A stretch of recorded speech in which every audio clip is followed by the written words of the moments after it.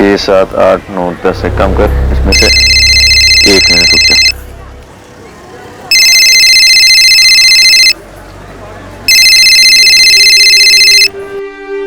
Hello, तुम्हारी बहन की डेड बॉडी पड़ी है, आके ले जाओ।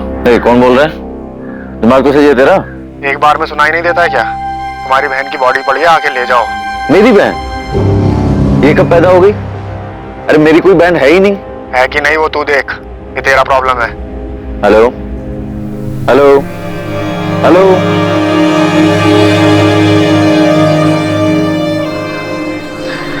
The number you have called is currently switched off. अजीब आदमी है, कुछ भी बकवास किए जा रहा है।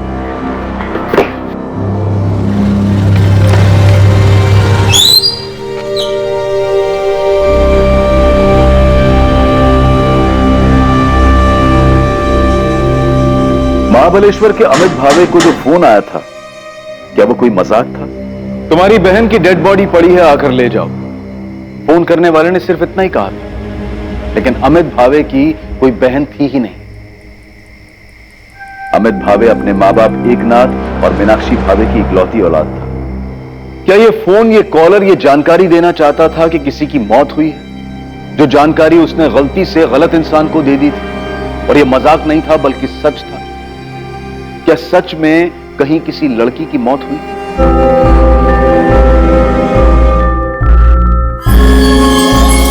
हमने आपकी बेटी की फोटो को सतारा के सभी पुलिस स्टेशन में भेज दिया। हम निकिता के दोस्तों से भी बात कर रहे हैं। निकिता के कॉल रिकॉर्ड से मोबाइल लोकेशंस भी मंगवाए। हमने हॉस्पिटल्स में भी चेक किया, लेकिन कहीं से कोई खबर नहीं मिली। प्रतापराव जी, कल घर में किसी बात को लेकर कोई झगड़ा हुआ था जिससे गुस्सा होकर? नहीं, कोई झगड़ा वगड़ा नहीं हुआ था। कल भी हमेशा की तरह निकिता कॉलेज के लिए सुबह निकली थी। कॉलेज से दोपहर में वो ट्यूशन जाती है और 4 बजे घर वापस आ ही जाती है। कल सुबह रोज की तरह निकिता कॉलेज के लिए और शिवम स्कूल के लिए घर से साथ में ही निकले थे। शिवम 4:30 बजे घर आ गया था, पर निकिता नहीं आई सर। मैडम, कल निकिता कॉलेज आई थी, मैं उससे मिली भी थी। 1:30 बजे तक वो कॉलेज में ही थी। उसके बाद वो ट्यूशन क्लासेस के लिए गई होगी। आरती, मैंने निकिता के टीचर में पता किया, कल वो ट्यूशन गई नहीं। मैडम, मैंने टीचर से ही पूछा और अटेंडेंस रजिस्टर भी चेक किया। 27 अप्रैल को निकिता एब्सेंट थी। धवल जी, निकिता अक्सर छुट्टी करती है, रेगुलर क्लास आती है। वो तो रेगुलर क्लासेस आती है। बहुत अच्छी स्टूडेंट है। 93% मार्क्स उसने स्कोर किए बीएससी फर्स्ट ईयर में, और 2 हफ्ते बाद उसके सेकंड ईयर के एग्जाम। मुझे खुद अजीब लग रहा है कि पढ़ाई में इतनी अच्छी लड़की क्लासेस बंक करके अचानक कहीं चली जाएगी और घर नहीं लौटेगी। आरती, क्या निकिता ने तुम्हें बताया था कि वो क्लासेस जा रही है? नहीं, उसने बताया तो नहीं, पर मुझे पता है कि 2 से 3:30 बजे उसकी ट्यूशन क्लासेस होते ही है। कॉलेज से वो सीधा धवल सर के यहाँ क्लासेस के लिए जाती है। क्लासेस नहीं गई तो फिर कहाँ जा सकती है? कोई बॉयफ्रेंड है उसका? क्लासेस बंक करके उससे मिलने गई हो? अगर है भी तो मुझे किसी बॉयफ्रेंड के बारे में नहीं पता। ऐसे केसेस में जनरली बॉयफ्रेंड वाला एंगल सामने आता है। मैं ये नहीं कह रहा हूँ कि वो बॉयफ्रेंड के साथ भागी होगी, पर अगर उसका बॉयफ्रेंड है तो हम उससे बात करके देख सकते हैं, शायद उसे कुछ पता।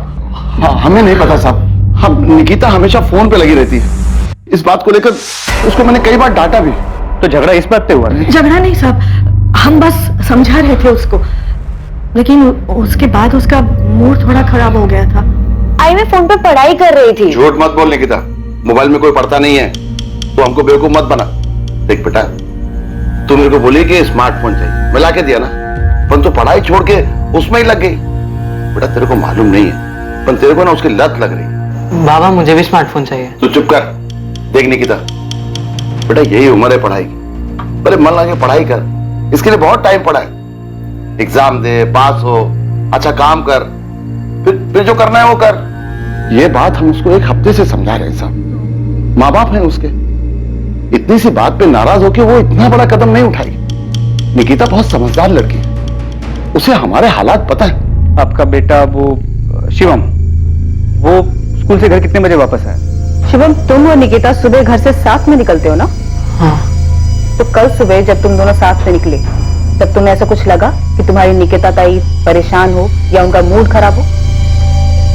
नहीं, ताई तो वैसे ही बात कर रही थी जैसे रोज करती है।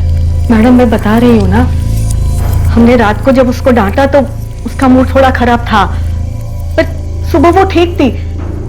नाश्ता करते वक्त बात भी हुई मेरी उससे।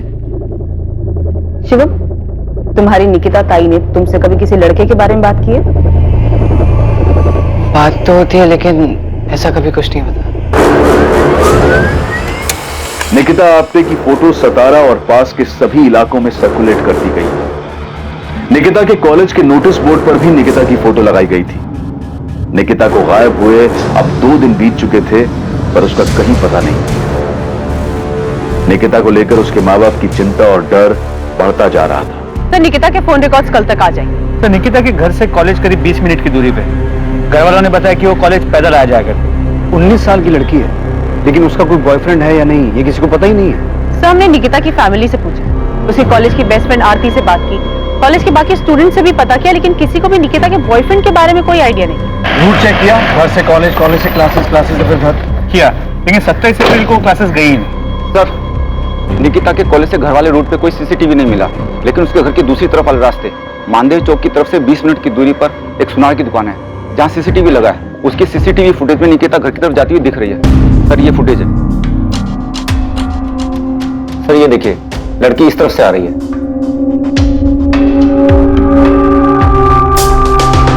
ये मानदेव चौक की तरफ से आ रही है? हाँ सर, इस तरफ से बुराड़ नगर जहां निकिता रहती है, वहां पहुंचने में 30 से 35 मिनट लगते हैं।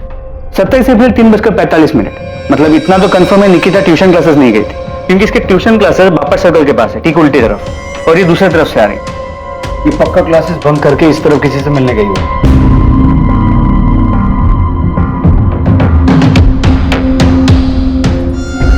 एक मिनट रिवाइंड कीजिए।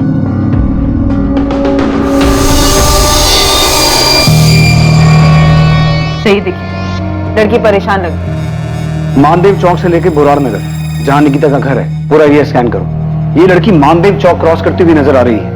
उसके आगे क्या हुआ, कहां गई, इस लड़की के गायब होने के सभी सवालों के जवाब वही मिलेंगे। निकिता आपसे भागी नहीं है, ये घर की तरफ ही लौट रही थी। यकीनन ये घर से भागी तो नहीं है। निकिता आप्टे को आखिरी बार जिस रास्ते से घर जाते हुए देखा गया था, पुलिस अब उस पूरे रास्ते को खंगालने वाली थी। इस तलाश में जो सामने आएगा वो बेहद हैरान कर देने वाला था, पुलिस के लिए और उलझन पैदा कर देने वाला। जिस रास्ते से निकिता 27 अप्रैल को घर जा रही थी, उस रास्ते में एक छोटा जंगल था। निकिता पुलिस को उसी जंगल में मिलने वाली थी।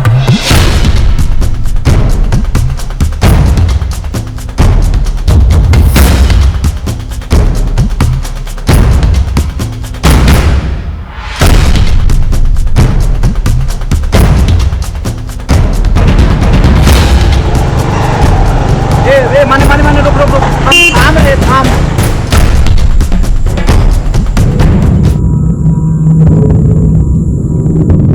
इसने आत्महत्या की है?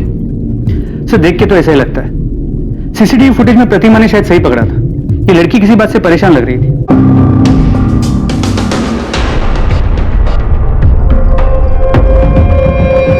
इस तरह पहाड़ी वाले रास्ते पर सुनसान जगह पर जाकर फांसी लगा के सुसाइड कर लेगी।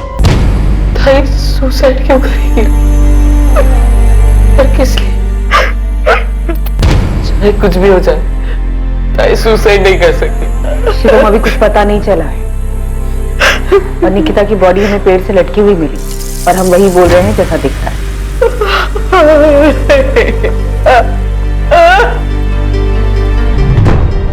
लड़की के गले की हड्डी टूटी हुई है, पेड़ पर लटकने की वजह से। लटकने की वजह से? आपका मतलब है इसने खुद? नहीं, मैं वो नहीं कह रहा हूं। मैं ये कह रहा हूं कि लड़की की मौत दम घुटने की वजह से हुई है, जो गले में इस रस्सी के दबाव के कारण हुआ है, और इसी रस्सी की वजह से गले की हड्डी टूटी है। पर मैं इस वक्त कंफ्यूज हूं। क्यों? क्योंकि मरने के पहले इसके साथ रेप हुआ। रेप हुआ? रेप हुआ, और इसने खुद को बचाने की पूरी कोशिश की है। तो पहले इसके साथ जबरदस्ती की गई, फिर गला दबाकर मारा गया, और फिर पेड़ से लटका दिया? पक्के तौर पर नहीं कह सकता, क्योंकि गले पर सिर्फ रस्सी के निशान है, और हाथ से गला दबाने के निशान अलग होते हैं, जो नहीं है। डॉक्टर महात्रे, अब आप मुझे कंफ्यूज कर रहे हैं, क्योंकि जब बॉडी को पेड़ से उतारा गया था तो लड़की के शरीर के कपड़े जरा से भी इधर से उधर नहीं थे। कपड़ों को देखकर कोई ऐसा कह नहीं सकता था कि मरने से पहले इसके साथ रेप हुआ है। रेप तो कंफर्म हुआ है, क्योंकि लड़की के प्राइवेट पार्ट में जिस तरह चोट के निशान मिले, तो सीमेन? नहीं, बॉडी में सीमेन के रेसिड्यू नहीं है। पॉसिबिलिटीज है कि रेपिस्ट ने कॉन्डोम यूज किया। लड़की का हाइमन रेप में ब्रेक हुआ है, या लड़की सेक्सुअली एक्टिव थी, या नहीं, वो सेक्सुअली एक्टिव थी। तो आपके अकॉर्डिंग हम इस केस को क्या माने? रेप के बाद मर्डर, या फिर रेप के बाद आत्महत्या की तरह देखें? मुझे लगता है कि आपको ये केस मर्डर और सुसाइड दोनों एंगल से देखना चाहिए। इसमें सिवाय रेप के कुछ भी कंफर्म नहीं कहा जा सकता। सर, निकिता की फैमिली काफी सदमे में, कोई बात करने की हालत में नहीं। सर इतनी छोटी सी बात कि बाप ने डांट दी, सिर्फ इसलिए क्या ये लड़की इतना बड़ा कदम उठा लेगी, सुसाइड कर लेगी? अगर मान लें कि मोबाइल की वजह से डांट पड़ी और उसने सुसाइड कर लिया, तो सुसाइड से पहले जो रेप हुआ उसका क्या? सर अगर रेप हुआ है तो ये पर्सनल मैटर नहीं लगता। निकिता का फोन मिला? मैंने आसपास के एरिया को छाना, लेकिन निकिता का फोन कहीं भी नहीं मिला, नहीं उसके बैग में, नहीं आसपास कहीं। तुम लोग उधर देखो और तुम उधर। मोहिते, वो झाड़ियों के पीछे देखो, एक एक जगह देखना, कोई जगह छूटनी नहीं चाहिए।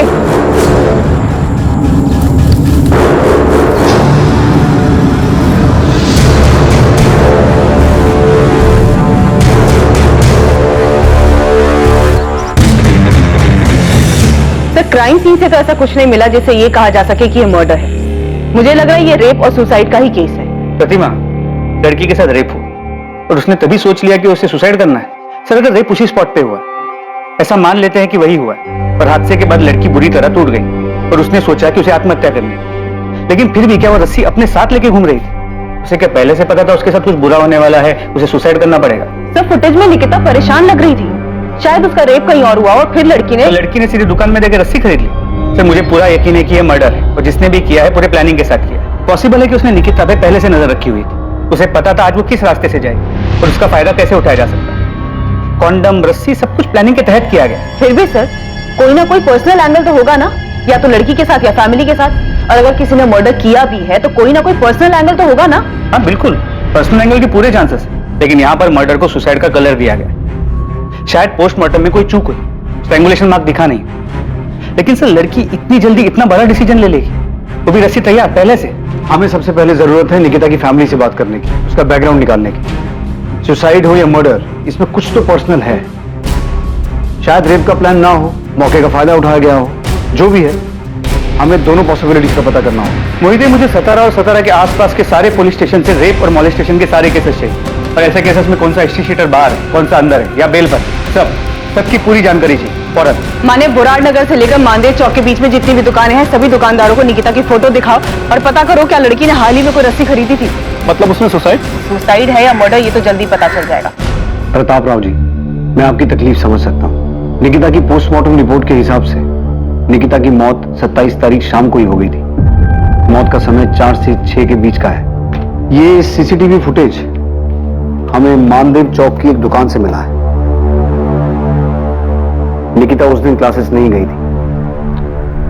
आप लोगों को निकिता ने कभी बताया था कि कोई उसे परेशान कर रहा है या आपकी किसी के साथ दुश्मनी थी जिसका बदला लेने के लिए किसी ने निकिता के साथ ये सब? सर ताई सुसाइड नहीं कर सकती। निकिता सुसाइड नहीं कर सकती, लेकिन ऐसा कौन हो सकता है जो तुम्हारी बहन को या तुम्हारे परिवार को नुकसान पहुंचाना चाहता हो? मार्केट में 2 सब्जी की दुकान है मेरी, सालों से ये काम कर रहा हूं, कभी किसी से कोई लड़ाई झगड़ा नहीं हुआ। हमने पिछले 1 हफ्ते की सीसीटीवी फुटेज चेक की है और पिछले 1 हफ्ते में निकिता एक बार भी इस रास्ते पर नहीं दिखी। मतलब कि वो हर रोज कॉलेज से घर जाने के लिए मानदेव चौक वाला रास्ता नहीं लेती थी और 27 तारीख से पहले क्लासेस में भी उसकी रेगुलर अटेंडेंस थी। लेकिन उस दिन इस रास्ते से वो क्लासेस बंक करके किसी को तो मिलने गई थी। उनको नहीं पता वो क्लासेस में छुट्टी मारती थी, तो वो छुट्टी करके किसको मिलने गई थी ये भी हमको नहीं पता। प्रताप राव जी, अगर आप हर बात में यही कहेंगे कि आपको कुछ नहीं पता, तो हम कैसे कार्रवाई करेंगे? नहीं पता है साहब, हम लोगों को कुछ पता नहीं है साहब। नहीं पता है कि निकिता इतनी सी उम्र में आत्महत्या क्यों करेगी, या किसी ने उसके साथ मेरी निकिता के साथ। सर ताई सुसाइड नहीं कर सकती। अगर उसे कोई तकलीफ होती तो वो उसका सामना करती अपनी जान नहीं लेती। मेरी ताई बहुत स्ट्रॉन्ग थी, सुसाइड नहीं कर सकती।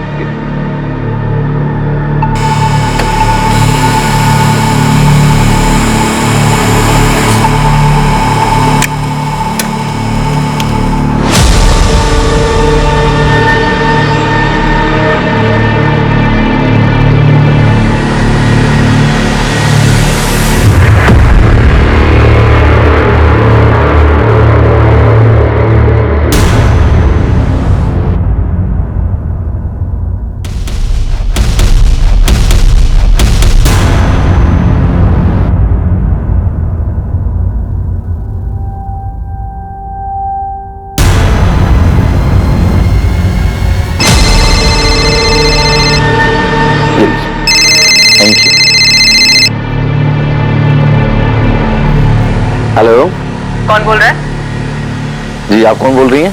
मैं सतारा से असिस्टेंट सब इंस्पेक्टर प्रतिमा दलवी बोल रही हूँ। जी मैडम, मैं अमित भावे बोल रहा हूँ, बताइए। इस वक्त कहाँ हैं आप? जी मैं अभी अपने दुकान पर हूँ, महाबलेश्वर मार्केट में। क्यों, क्या हुआ? निकिता आप्टे को जानते हैं आप? जी जानता हूँ। क्यों? कैसे जानते हैं? अरे क्या हुआ मैडम, आप इतने सवाल क्यों पूछ रही हैं? अमित, क्या आप जानते हैं कि निकिता मर चुकी है? क्या? जी नहीं नहीं नहीं जानता मैम। एक्चुअली क्या है कि निकिता जो है वो मेरी कजन है, मेरी आई मीनाक्षी भावे के चचेरे भाई प्रताप राव आप्टे की बेटी है। और मैम ये बात आप हमें क्यों बता रही हैं? अगर ऐसा कुछ हुआ तो प्रताप मामा और शिवम ने फोन क्यों नहीं किया? निकिता ने मरने से पहले आखिरी कॉल आपको किया था। क्या? मुझे मैडम ये क्या कह रही है आप? मुझे कुछ... अमित, निकिता का रेप हुआ है और रेप होने के बाद या तो उसने सुसाइड किया है या उसका मर्डर हुआ है। ये सब 27 अप्रैल की शाम की बात है और निकिता ने मरने से पहले शाम को 4:23 पे तुम्हारे नंबर पे कॉल किया था और 21 सेकंड बाद भी हुई है तुम्हारी। मैडम निकिता के साथ जो कुछ भी हुआ ये सुन के मेरा सर घूम रहा है। बहुत बुरा हुआ निकिता के साथ। लेकिन मैडम अगर निकिता मुझे फोन करती तो क्या मैं उसके परिवार वालों को नहीं बताता? और वो मुझे यहाँ महाबलेश्वर में फोन क्यों करती? अगर उसे फोन करना था तो अपनी फैमिली को सतारा में फोन करती। अमित, निकिता ने ऐसा क्यों किया ये बताने के लिए निकिता जिंदा नहीं है, तो तुम्हें बताना होगा कि उस वक्त तुम दोनों की क्या बात हुई थी। मैडम मेरी उससे 1 मिनट 27 तारीख को मैडम 27 तारीख की शाम में मुझे एक अजीब सा कॉल आया था। कोई आदमी था, कह रहा था कि आकर के अपनी बहन की डेड बॉडी ले जाओ। तो क्या जवाब दिया तुमने? मैडम मैं क्या जवाब देता? मुझे लगा कोई मजाक कर रहा है। मेरी तो कोई सगी बहन है ही नहीं। अमित, वो कॉल तुम्हारी सिस्टर निकिता के फोन से आया था, तो तुम्हें कैसे नहीं लगा सिस्टर मतलब कजन सिस्टर भी हो सकता है? मैंने इस बात पे ध्यान क्यों नहीं दिया कि कजन सिस्टर भी तो हो सकती है। अमित, सतारा पुलिस स्टेशन तुरंत पहुंचो।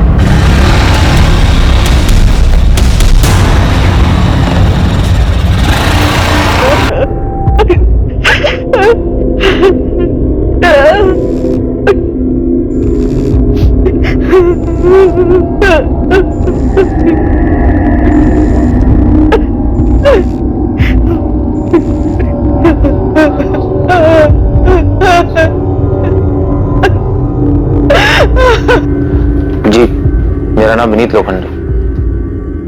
जी जानता हूँ निकिता को। विनीत, फौरन बोराड़ नगर पुलिस स्टेशन आ जाओ।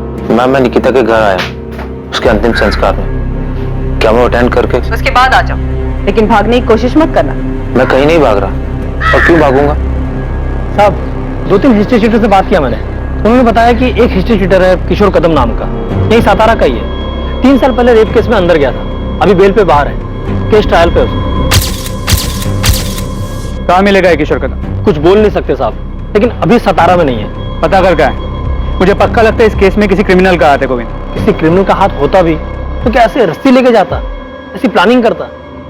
नहीं, मेरे को क्या लगता है ना, कुछ पर्सनल एंगल है। गोविंद थियरी मत बना, पता कर ये किशोर कदम कहाँ है, किस बिल में चुप के बैठा है। मुझे ये किशोर कदम जल्द से जल्द चाहिए।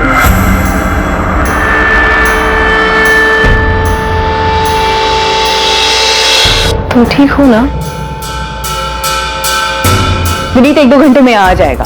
अंतिम संस्कार के बाद वो डायरेक्ट यहीं पर आ रहा है। मैंने मोहिते को उस पर नजर रखने के लिए बोला है। ये निकिता का बॉयफ्रेंड था। ताज्जुब की बात है कि इसके बारे में किसी को कुछ पता ही नहीं है। अजीब तो है सर। जब मैंने विनीत से निकिता के बारे में पूछा तो उसने कुछ छुपाने या फिर झूठ बोलने के बजाय सीधा बोला कि उसका और निकिता का अफेयर था। विनीत निकिता का सीनियर था। पिछले साल उसका ग्रेजुएशन पूरा हुआ और उस दिन निकिता ने क्लास सिर्फ विनीत से मिलने के लिए बंक किया था। और 27 अप्रैल को दोपहर में वो दोनों माधव चौक के पास जो पार्क है वहां मिले थे। अक्सर वो दोनों वहीं मिला करते थे। और इसी वजह से निकिता उस रास्ते से घर जा रही थी, राइट? Yes sir. तो ये अमित अलग ही केस। जब अमित को वो कॉल आया था कि उसकी बहन मर गई है तो उसने कोई भाव ही नहीं दिया, फोन कट कर दिया क्योंकि उसकी अपनी कोई बहन नहीं है। जबकि उसे वो कॉल निकिता के ही फोन से आया था। झूठ बोल रहा है। ये अमित कितनी देर में पहुंचेगा यहाँ? महाबलेश्वर से निकल गया, उसका फोन ट्रेस कर रहा है फिलहाल ऑन। मुझे नहीं लगता भागने की कोशिश करेगा। अमित भावे को महाबलेश्वर में निकिता के मोबाइल फोन से फोन आया था। तुम्हारी बहन की बॉडी पड़ी है, आके ले जाओ। मेरी बहन? अरे मेरी कोई बहन है ही नहीं। वो फोन जो अब लापता था। पर सवाल यह था कि अमित को कैसे कुछ समझ में नहीं आया जबकि फोन खुद निकिता के नंबर से आया। और दूसरा सवाल कि यह कैसे हो सकता था कि किसी को पता ही नहीं था कि निकिता का विनीत लोखंडे नाम का कोई बॉयफ्रेंड है। सिर्फ यही नहीं, और भी बहुत सारी बातें थी जो इस केस में सामने आनी बाकी थी।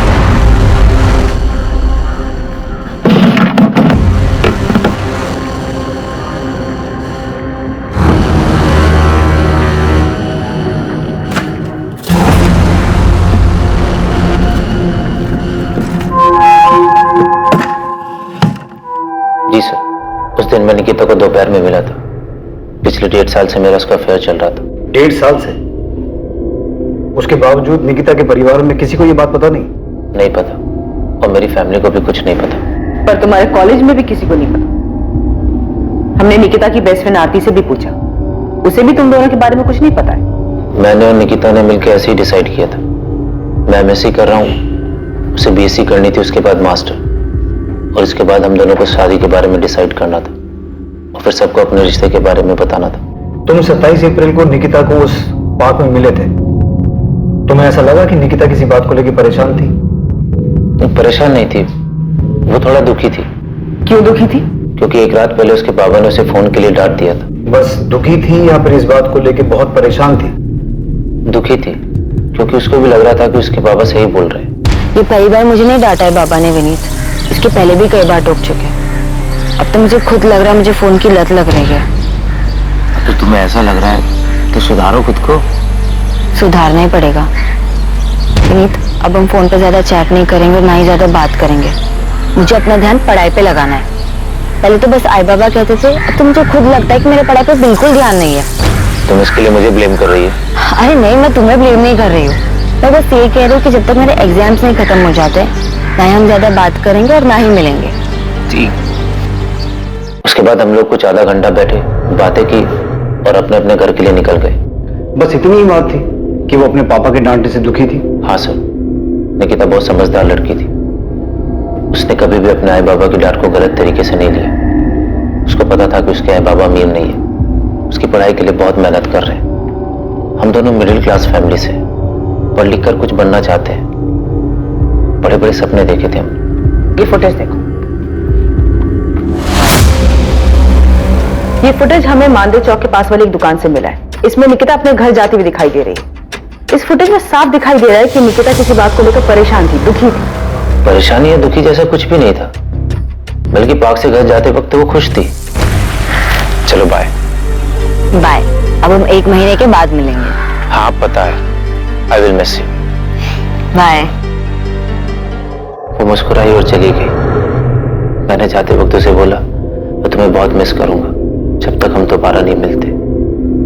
अब मुझे क्या पता, वो आखिरी बार है जब मैं सपने सामने जिंदा देख रहा हूं।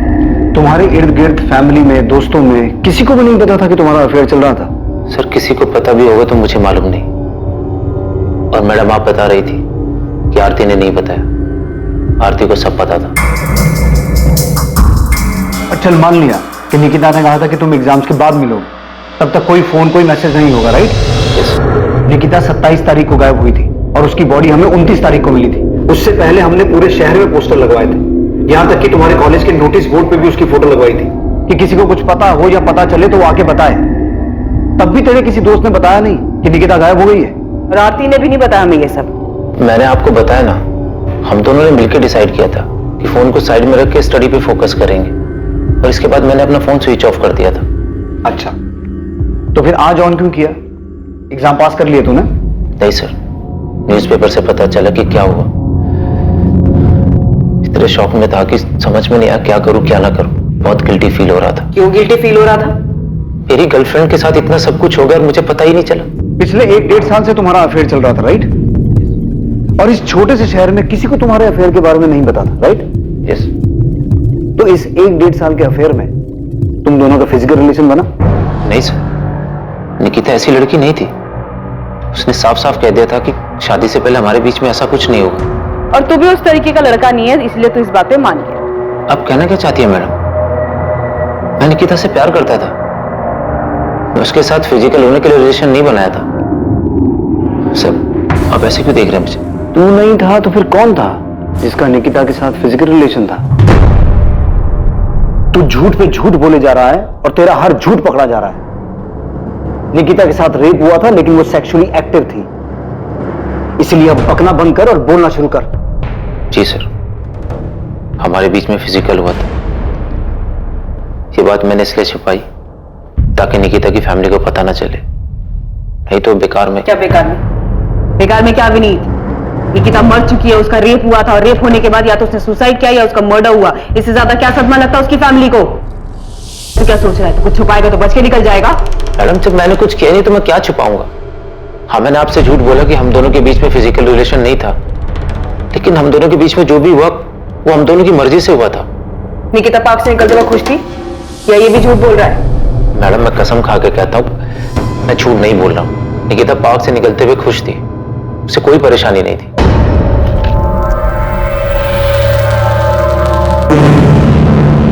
नजर रखो इस पे, और अगर इसका कोई सोशल मीडिया अकाउंट है तो बिना इसे भनक लगे क्रैक करो। सर, मैं साइबर टीम को काम पे लगा देती हूँ। वो विनीत के सारे सोशल मीडिया प्रोफाइल और चैट मैसेजेस को खोद कर निकालेंगे। तब तक मैं इस आरती की खबर लेती हूँ सर। उसने उनसे झूठ कैसे बोला कि वो विनीत को नहीं जानती? सर, इस आरती का पक्का कोई झोल है। चेक करो। और ये अमित भावे का क्या हुआ? वो पहुंचा क्यों नहीं अभी तक? अभी पता करती हूँ। मैडम, पूरे बोराड नगर से लेकर मानदेव चौक तक सब दुकान पे पता किया, जहां से भी ये रस्सी खरीदी जा सकती थी। उनमें से किसी दुकानदार ने ये रस्सी निकिता को नहीं बेची। ठीक है, माने मुंबई साइबर सेल को फोन करो और अश्विन को मैसेज भेजो कि मुझे फोन करे। उसका फोन नहीं लग रहा है। अमित, अगर तुझे ऐसा कोई फोन आया था तो तूने हमें बताया क्यों नहीं? हम समझ जाते कि वो निकिता की बात कर रहा है। दूर के रिश्तेदारों में भी निकिता के अलावा तेरी और कोई बहन थी ही नहीं अमित। भाई, मेरा दिमाग ही नहीं गया उस तरफ, तो क्या करूं? मीनाक्षी, अमित की कोई गलती नहीं है। अब कैसे किसी को पता होगा कि किसी रिश्तेदार के साथ ऐसा कुछ भी हो सकता है? भाई, निकिता का अपना परिवार है सतारा, तो कोई मुझे फोन क्यों करेगा? क्यों? इसलिए भी मेरा ध्यान नहीं गया उस तरफ। आप लोग मामा जी के घर जाओ, मैं पुलिस स्टेशन होकर के आता हूं। ये लड़की थी जो मानदेव चौक से बोराट नगर अपने घर जा रही पैदल।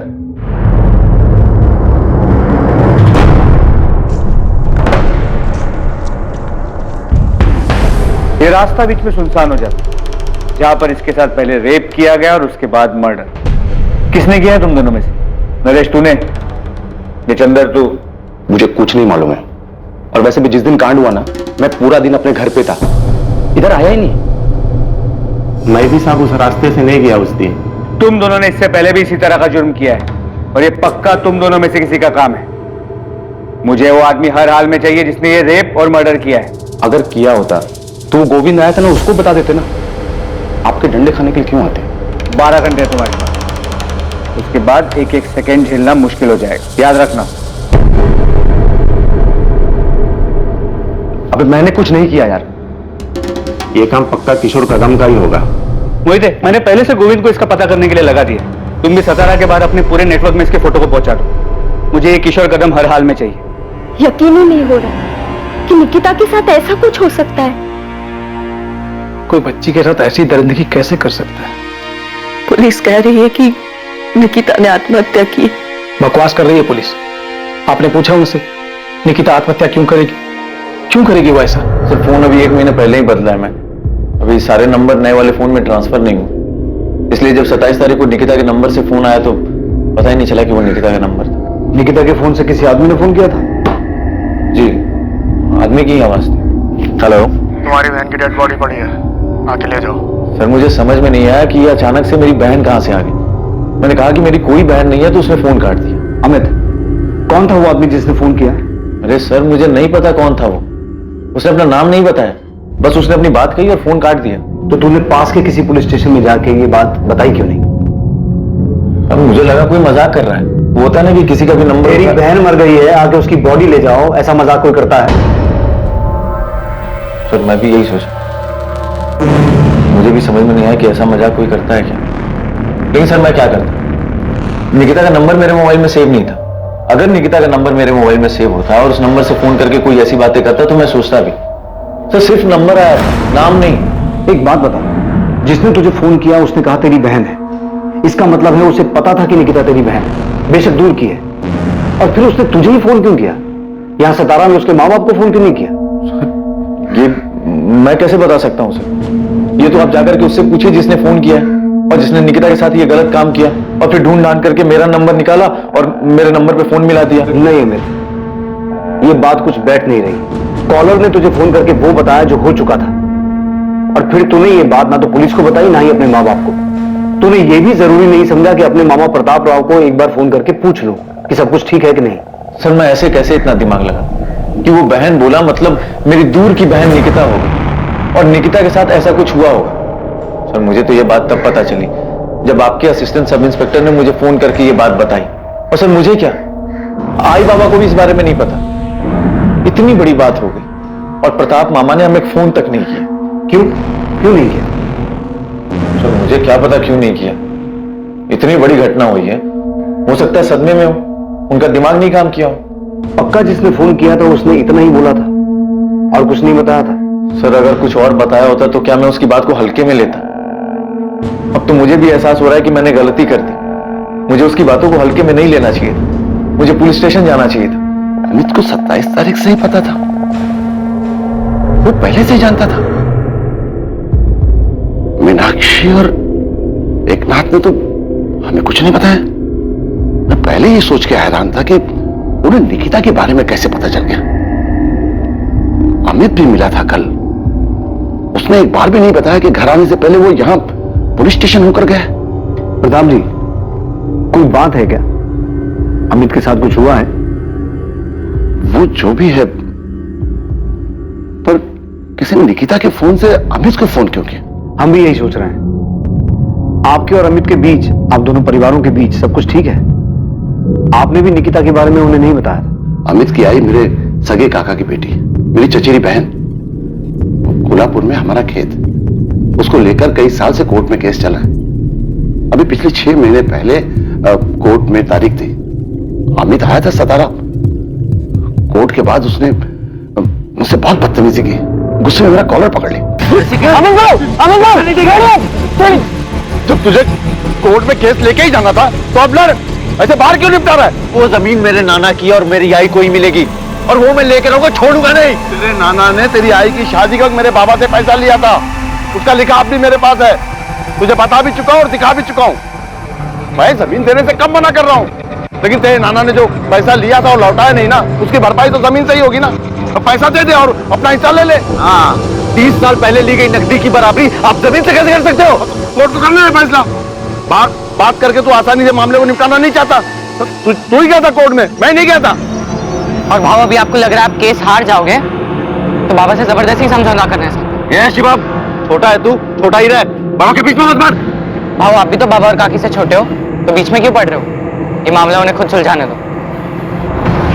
धोखा दिया है मामा आपने, इतनी आसानी से नहीं छोड़ूंगा। अमित झूठ बोल रहा है सर। ये कैसे हो सकता है कि उसके पास निकिता का नंबर ना हो? निकिता अपने नंबर से उसको फोन करती थी और उसने कई बार खुद निकिता को फोन किया कि ये समझौता उसके हक में करा दे। अमित भाई, एक तरफ समझौता करना चाहते हो, दूसरी तरफ आप बाबा को धमकी देते हो, कोर्ट के बाद उनको कॉलर पकड़ते हो, बदतमीजी करते हो। आप समझते क्या अपने आप को? निकिता, मैं अपनी खुशी से कोर्ट में नहीं गया, बल्कि तुम्हारे बाबा ने मुझे मजबूर किया कोर्ट जाने के लिए। मेरे पास कोई दूसरा रास्ता ही नहीं छोड़ा। 30 साल पहले मेरे नाना ने तुम्हारे दादा से 50,000 रुपए लिए थे और उस 50,000 का हिसाब बढ़ा चढ़ा करके तुम्हारे बाबा आज खेत में हिस्सा काट रहे हैं। अब तू बता, 50,000 रुपए में इतना बड़ा खेत मिलेगा क्या? भाव, आप अपना ये गणित ना मुझे मत समझाओ। हिसाब करना मैं आपसे ज्यादा अच्छे से जानती हूँ। बाबा आपके साथ कुछ गलत नहीं कर रहे। अगर तेरे दादा ने अपने भाई की बेटी की शादी में 50,000 रुपए दिए ना, कोई बड़ा काम नहीं किया। और वैसे भी ये चाचा की तरफ से अपनी भतीजी को शादी का गिफ्ट हुआ ना। वाह भाव, अब तो गिरगिट की तरह रंग बदलते। देखिए भाव, कोर्ट जाने का फैसला आपका था, हमारा नहीं। तो अब जो भी फैसला करेगी कोर्ट ही करेगी और हम सबको मानना पड़ेगा। निकिता, मुझे लगा था तू पढ़ लिख रही है तो थोड़ी अकल होगी तुझमें। तू अपने बाबा को समझाएगी कि परिवार में ऐसे झगड़े नहीं करते, लेकिन तू भी अपने बाबा की तरह बैल बुद्धि ही है, कुछ समझ नहीं है तुझमें भी। आपको समझ आ गया है ना? तो बार बार मुझे फोन करके परेशान मत करना कि अपने बाबा को समझा, ठीक है? बाय। तो क्या अमित ने कुछ किया? निकिता के साथ जो हुआ है वो... अब आपने ये सब बताया है तो चीजें समझ में आ रही हैं, आंकड़े सही बैठ रहे हैं। अमित का इसमें हाथ हो सकता है। प्रताप राव आप्टे और अमित भावे के बीच पुश्तैनी जमीन को लेकर चल रहे झगड़े के खुलासे के बाद निकिता के फोन से अमित को आए उस कॉल के मायने बदल रहे थे, इस केस को एक नई दिशा दे रहे थे। अमित भावे जिसे निकिता के फोन से गुमनाम फोन आया था, क्या वाकई वो फोन अमित के लिए किसी गुमनाम फोन की तरह था? जितना जल्दी हो सके अमित के फोन रिकॉर्ड मंगवाओ और महाबलेश्वर जाकर उससे जुड़े हर इंसान से पूछताछ करो। आपको लगता है कि कॉलर अमित को जानता था जिसने निकिता के फोन से उसे कॉल किया था? सचिन, पूरे चांसेस हैं कि अमित ने किसी को सुपारी दी हो और उस सुपारी किलर ने मौके का फायदा उठाकर मर्डर के साथ साथ रेप किया हो। आप मुझ पे ऐसे क्यों चिल्ला रही हैं? चिल्लाओ नहीं तो क्या तेरी आती उतारूं? 15 बार कॉल किया, 20 बार मैसेज किया कि कॉल बैक कर, लेकिन तूने कॉल बैक नहीं किया है। मैंने फोन इसलिए नहीं किया क्योंकि जो निकिता के साथ हुआ मैं उसके शौक में थी। 2 दिन से बीमार थी, मैं कॉलेज भी नहीं आ पाई। और अगर मैंने फोन नहीं किया तो आप मुझसे ऐसी बात करोगे, आरती उतारू मैं तेरी? तूने हमसे झूठ क्यों बोला कि तुझे नहीं पता था कि विनीत निकिता का बॉयफ्रेंड था? क्योंकि मुझे नहीं पता था कि अभी भी दोनों के बीच में कुछ चल रहा था। और अगर मुझे पता ही नहीं है तो मैं क्या बताऊं आपको? उनका क्या रिलेशनशिप था, कैसा था, मुझे नहीं पता। उनके बीच क्या था क्या नहीं ये बात की बात है। असल बात ये है कि निकिता का बॉयफ्रेंड था या नहीं था, जो बात तूने हमसे छुपाई। और अब आपको पता चल गया है ना, विनीत ने खुद बताया ना कि वो उसका बॉयफ्रेंड था। अब क्या चाहती है आप मुझसे? देखिए आप मुझे ना बार बार परेशान मत कीजिए। Thank you, bye.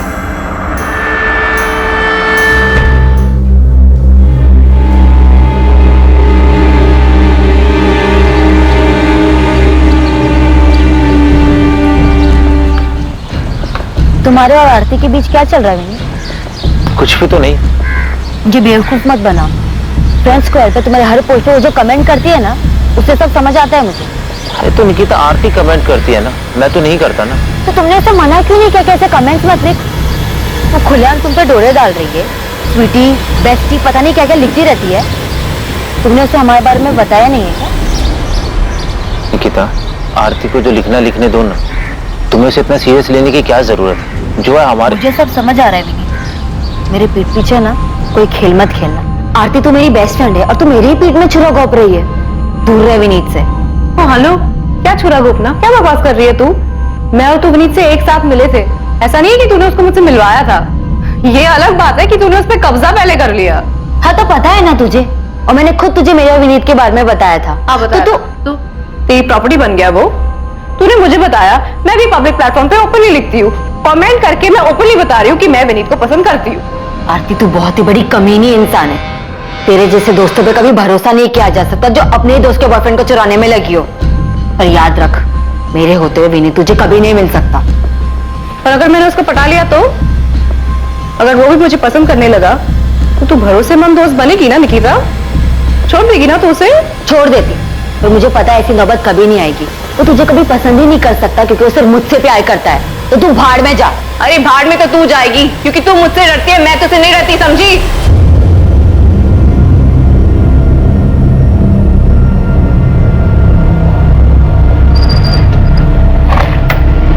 Sorry madam, ये सचिन साहब के लिए किशोर कदम की फील्डिंग लगा रहा था, इसके लिए आपको टिप देने में लेट हुआ।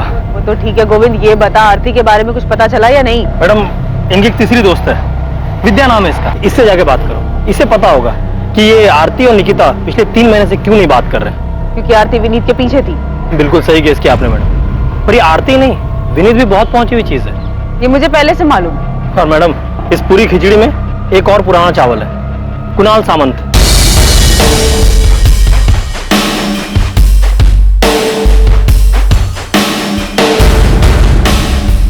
आरती का कजिन है मैडम, हिस्ट्री शीटर है, चोरी, पॉकेटमारी, जुएबाजी यही सब करता है। और इन्हीं सब हरकतों के कारण फैमिली में इसकी एंट्री बंद है। पर ये आरती के बहुत ही क्लोज है। और सुनने में ये भी आया है कि इस कुणाल ने विनीत को धमकी दी थी। हाँ, कुणाल ने धमकी दी थी मुझे, बोल रहा था निकिता को छोड़ दो। और क्या छिपाया तूने हमसे? आरती ने तेरे बारे में नहीं बताया, तूने आरती और तेरी लव स्टोरी के बारे में नहीं बताया। मैडम, वो आरती अजीब लड़की है, एकदम सनकी टाइप। तो ठीक है मैडम, आप जानते नहीं हो उसे।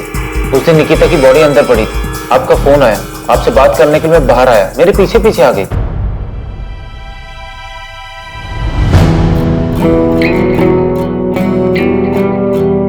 किसका फोन था विनीत?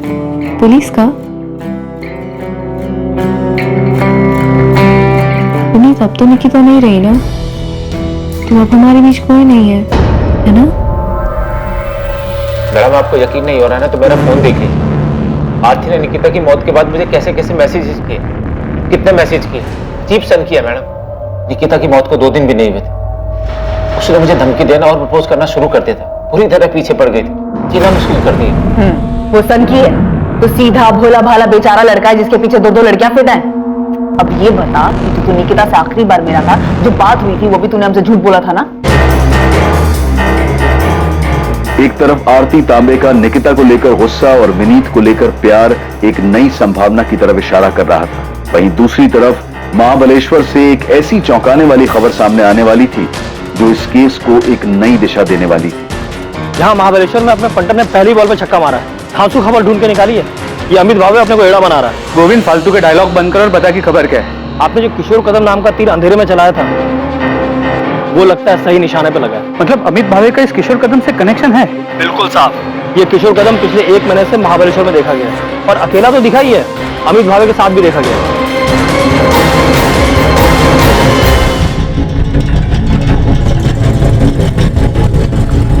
यहाँ नहीं, मेरे पीछे पीछे पीछे।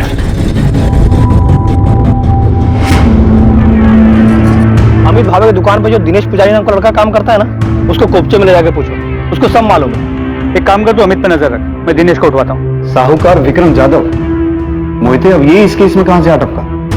सर, जब मैं निकिता के घर पे निगरानी पे था तभी इस साहूकार विक्रम जाधव को देखा था।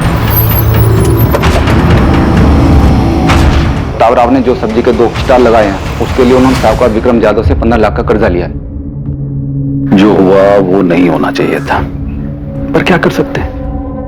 किसको मालूम था ऐसा कुछ होगा? नहीं मालूम था ना। मैं तुम लोगों का ख्याल रखेगा, तेरा भी शिवम का भी, समझ ला ना। ये विक्रम जाधव बहुत कमीना आदमी है। वो पैसा देता है लेकिन ब्याज और मूल के बदले और भी बहुत कुछ वसूलता है। बहुत कुछ मतलब जो लोग इससे कर्जा लेते हैं उनके घर की औरतों को अपने पास बुलाता है? हाँ सर, अभी 3 साल पहले मानदेव चौक का ये केस है सर। इसके चक्कर में पति पत्नी फंस गए, तब इस विक्रम जाधव के खिलाफ आत्महत्या के लिए मजबूर करने का मुकदमा दर्ज हुआ था।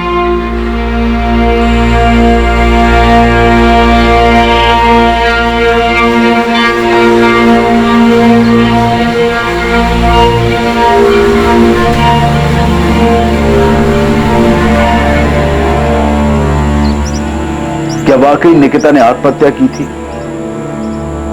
निकिता के बलात्कार और आत्महत्या से क्या वाकई साहूकार विक्रम जाधव का कोई संबंध था?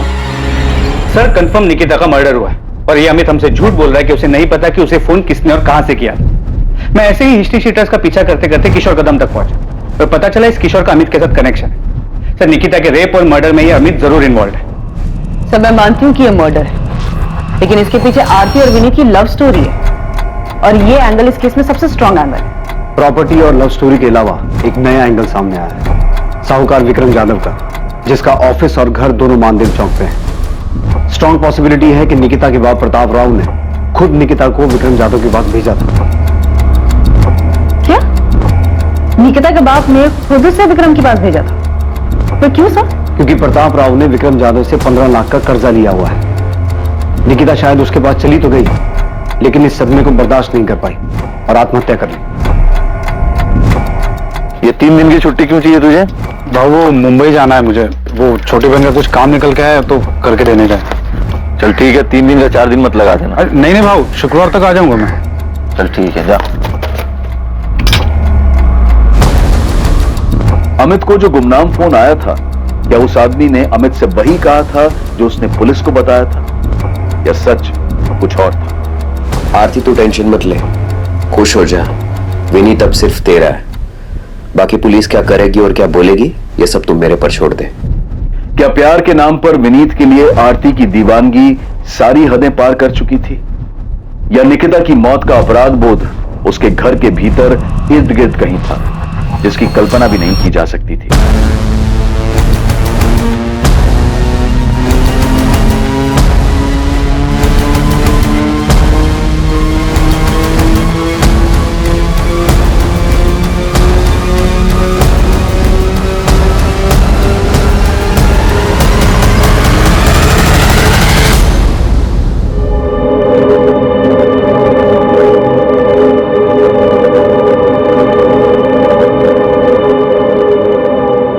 इंसानी दिमाग के बारे में सिर्फ एक चीज निश्चित है, और वो है उसकी अनिश्चितता। इच्छा और स्वार्थ इंसान की सोच को किस हद तक गिरा सकती है, इसकी कल्पना कर पाना भी असंभव है। वो क्या चीज है जो इंसान के दिमाग को गलत काम, जुर्म करने के लिए उकसाती है, ये कह पाना मुश्किल है।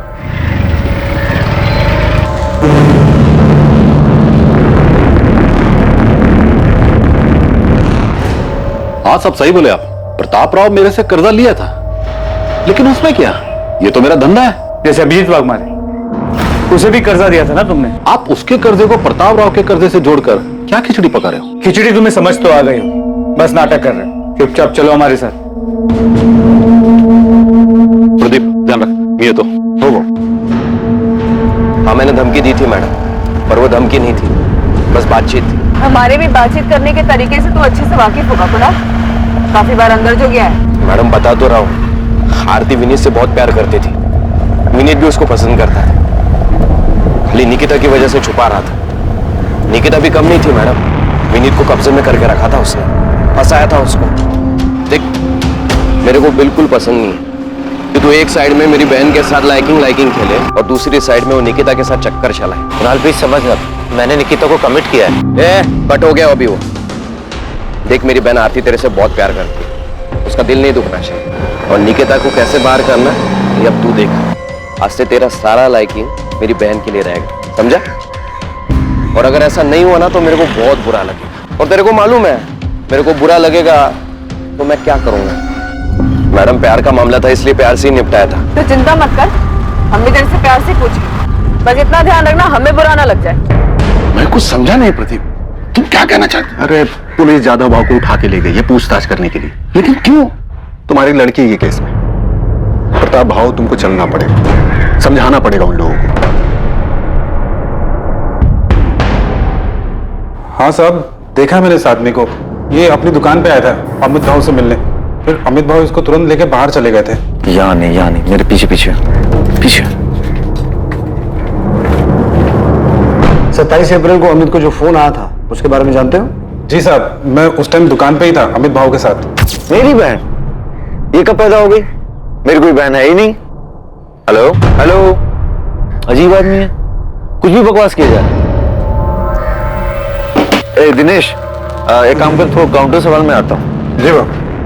फिर अमित भाव थोड़ी देर बाद वहां से बाहर चले गए थे, बस उसके आगे मैंने कुछ नहीं सुना साहब। क्या वो फोन इस हिस्ट्री शीटर किशोर कदम ने किया था? अमित की इसी से बात हुई थी?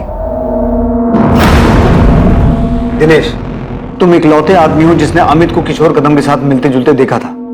अमित की प्लानिंग के बारे में और क्या जानते हो? साहब मेरे को जो कुछ भी मालूम था मैंने आपको सब कुछ बता दिया, और साहब आपको मेरे को सुरक्षा देनी होगी। साहब अमित भाव बहुत खतरनाक आदमी है साहब, उसको ये सब मालूम पड़ेगा। घबराओ मत दिनेश, तुम्हें कुछ नहीं होगा।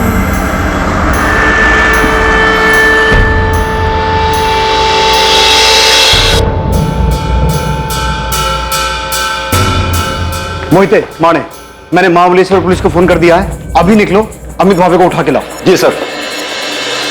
अमित भावे, निकिता आप्टे का कजन, उसे पुलिस ने हिरासत में ले लिया था। उन्हें शक था कि इस भयानक वारदात में उसका हाथ है, क्योंकि हिस्ट्री शीटर किशोर कदम, जिस पर पुलिस को शक था, इस जुर्म को अंजाम देने के लिए इन्वेस्टिगेशन में अमित के साथ उसके संबंध सामने आए थे। दूसरी तरफ आरती तांबे का भाई कुणाल सामंत भी निकिता के केस में संदिग्ध था, और साथ ही साथ पुलिस को साहूकार विक्रम जाधव पर भी गहरा शक था। आरती है तुम्हारे कजन कुणाल सामंत की फोन लोकेशन, जिसमें साफ दिखाई दे रहा है कि 27 अप्रैल को ये उसी एरिया में था जहां से हमें निकिता की लाश मिली। हाँ तो मुझे इसके बारे में कुछ नहीं पता। मैडम मैं आपको पहले ही बता चुका हूँ, हो सकता है मैं वहां से निकला हूँ, लेकिन अब सातारा इतना बड़ा भी शहर नहीं है कि किसी एक जगह से निकलना बड़ी बात है। अब मैं वो दिन वो टाइम उधर से क्रॉस किया और उधर ही निकिता के साथ कुछ हुआ तो आप मेरे को फंसाओगे? मतलब क्यों आरती, इसने तुझे पहले सिखा दिया था ना कि पकड़े गए तो पुलिस के सामने यही बोलना है। मैडम अगर इसने इतनी स्मार्ट प्लानिंग की है जो आप बता रहे हैं, तो आप ये भी बताइए कि सेम टाइम पे ये इतना बेवकूफ कैसे हो सकता है कि क्राइम की जगह पे ये अपना फोन लेके जाएगा। देखिए मैडम, आपको पता चला कि मैंने विनीत को धमकी दी थी, लेकिन ये बात तो मैं आपको पहले भी कह चुका हूँ कि हाँ मैंने किया, और उसके बाद भी मुझे कुछ ऐसा करना होता तो मैं ऐसा थोड़ी ना करता जिससे आपको कोई सबूत मिले और आप मुझे सीधा पकड़ ले। नहीं कुणाल, तू हर चीज में फेल हुआ है। तूने निकिता के मर्डर को सुसाइड दिखाने की कोशिश की है, जिसमें तू कामयाब नहीं हुआ है, तो उसमें भी फेल ही हुआ है। ये क्या बात कर रही है मैडम? निकिता मेरे को जानती थी तो वो मेरे साथ किधर भी आती क्या?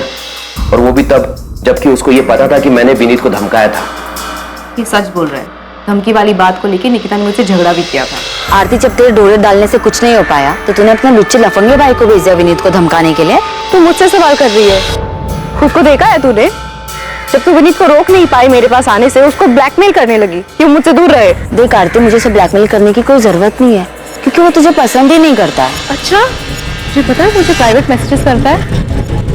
आरती, विनीत मेरा बॉयफ्रेंड है, वो तेरे इस जाल में कभी नहीं फंसेगा, तो बेहतर यही होगा तो अपनी ये डोरे किसी और पे डाल, शायद कोई फंस जाए। अगर वो तुझसे इतना ही प्यार करता है तो इतना डर क्यों रही है कि वो तुझे छोड़ के मेरे पास आएगा? विनीत मेरा है और सिर्फ मुझसे प्यार करता है। ये सारी बकवास ना तो अपने दिमाग से निकाल दे कि तेरे इस छिछोरे भाई को विनीत को धमकाने के लिए भेजेगी और वो तेरा हो जाएगा। क्योंकि ये सब करके भी तू देख चुकी है, बुरी तरीके से हार गई है। तो एक लूजर है और लूजर ही रहेगी, समझी? दूर रहे विनीत से। मैंने कुणाल से सिर्फ हेल्प मांगी थी और उस हेल्प का मतलब किसी को नुकसान पहुंचाना नहीं था। मेरा और निकिता का खुला झगड़ा था, सबके सामने था, हम छुप के नहीं लड़ रहे थे और इसके लिए मैं निकिता के साथ ऐसा कुछ करूंगी? मैडम मेरी हिस्ट्री है, मैं जुआ खेलता हूँ, पॉकेट मारता हूँ, लेकिन रेप जैसी गंदी हरकत मैंने कभी नहीं की और ना ही मैंने किसी का मर्डर किया। मैं जानता हूँ मैडम आप मेरे पे भरोसा नहीं करोगे, पर क्या निकिता मेरे पे भरोसा करती? वो मेरे साथ ऐसे ही आ जाती क्या? और मैं उसके साथ ऐसा सब कुछ करता तो वो चीखती चिल्लाती भी नहीं। कुणाल, निकिता का फोन कहाँ है? अरे मैडम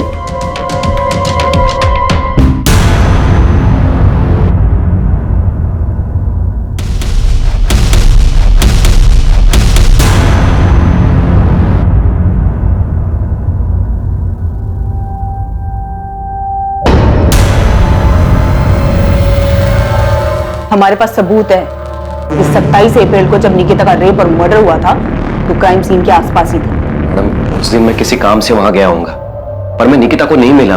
मैंने उसके साथ कुछ भी नहीं किया मैडम, मैं सच बोल रहा हूँ। ये एक लव ट्रायंगल था जहाँ पे हम एक दूसरे के खिलाफ थे, दुश्मन थे हम एक दूसरे के, झगड़ा करते थे हम एक दूसरे के साथ, लेकिन फिर भी मैं कुणाल को निकिता के पीछे नहीं भेजूंगी। इतनी सी बात आपको समझ नहीं आती? नहीं आ रही, क्योंकि ये झूठ है आरती। सच ये है कि तूने इस गुंडे को भेजा था विनीत को धमकाने के लिए कि ये निकिता से दूर है, लेकिन ऐसा हुआ नहीं। सच ये है कि निकिता अब जिंदा नहीं है, ये बताने के लिए कि ये गुंडा कई बार गया तो उसे धमकाने के लिए। सच ये है कि निकिता जिंदा नहीं है, बताने के लिए कि उसका रेप और मर्डर इसी कुणाल ने किया है। और इन सबके बावजूद तेरी सारी दलीलें झूठी साबित होती है, क्योंकि जब ये सब हुआ था तू क्राइम सीन के पास था। तुम दोनों से ना बहुत प्यार से बात कर ली है मैंने, तुम दोनों को प्यार की भाषा पच नहीं रही। मोहिते, डाल इसको जेल में और तब तक कूद जब तक सच बाहर नहीं आ जाता है। अरे मैडम मेरी बात तो सुनिए।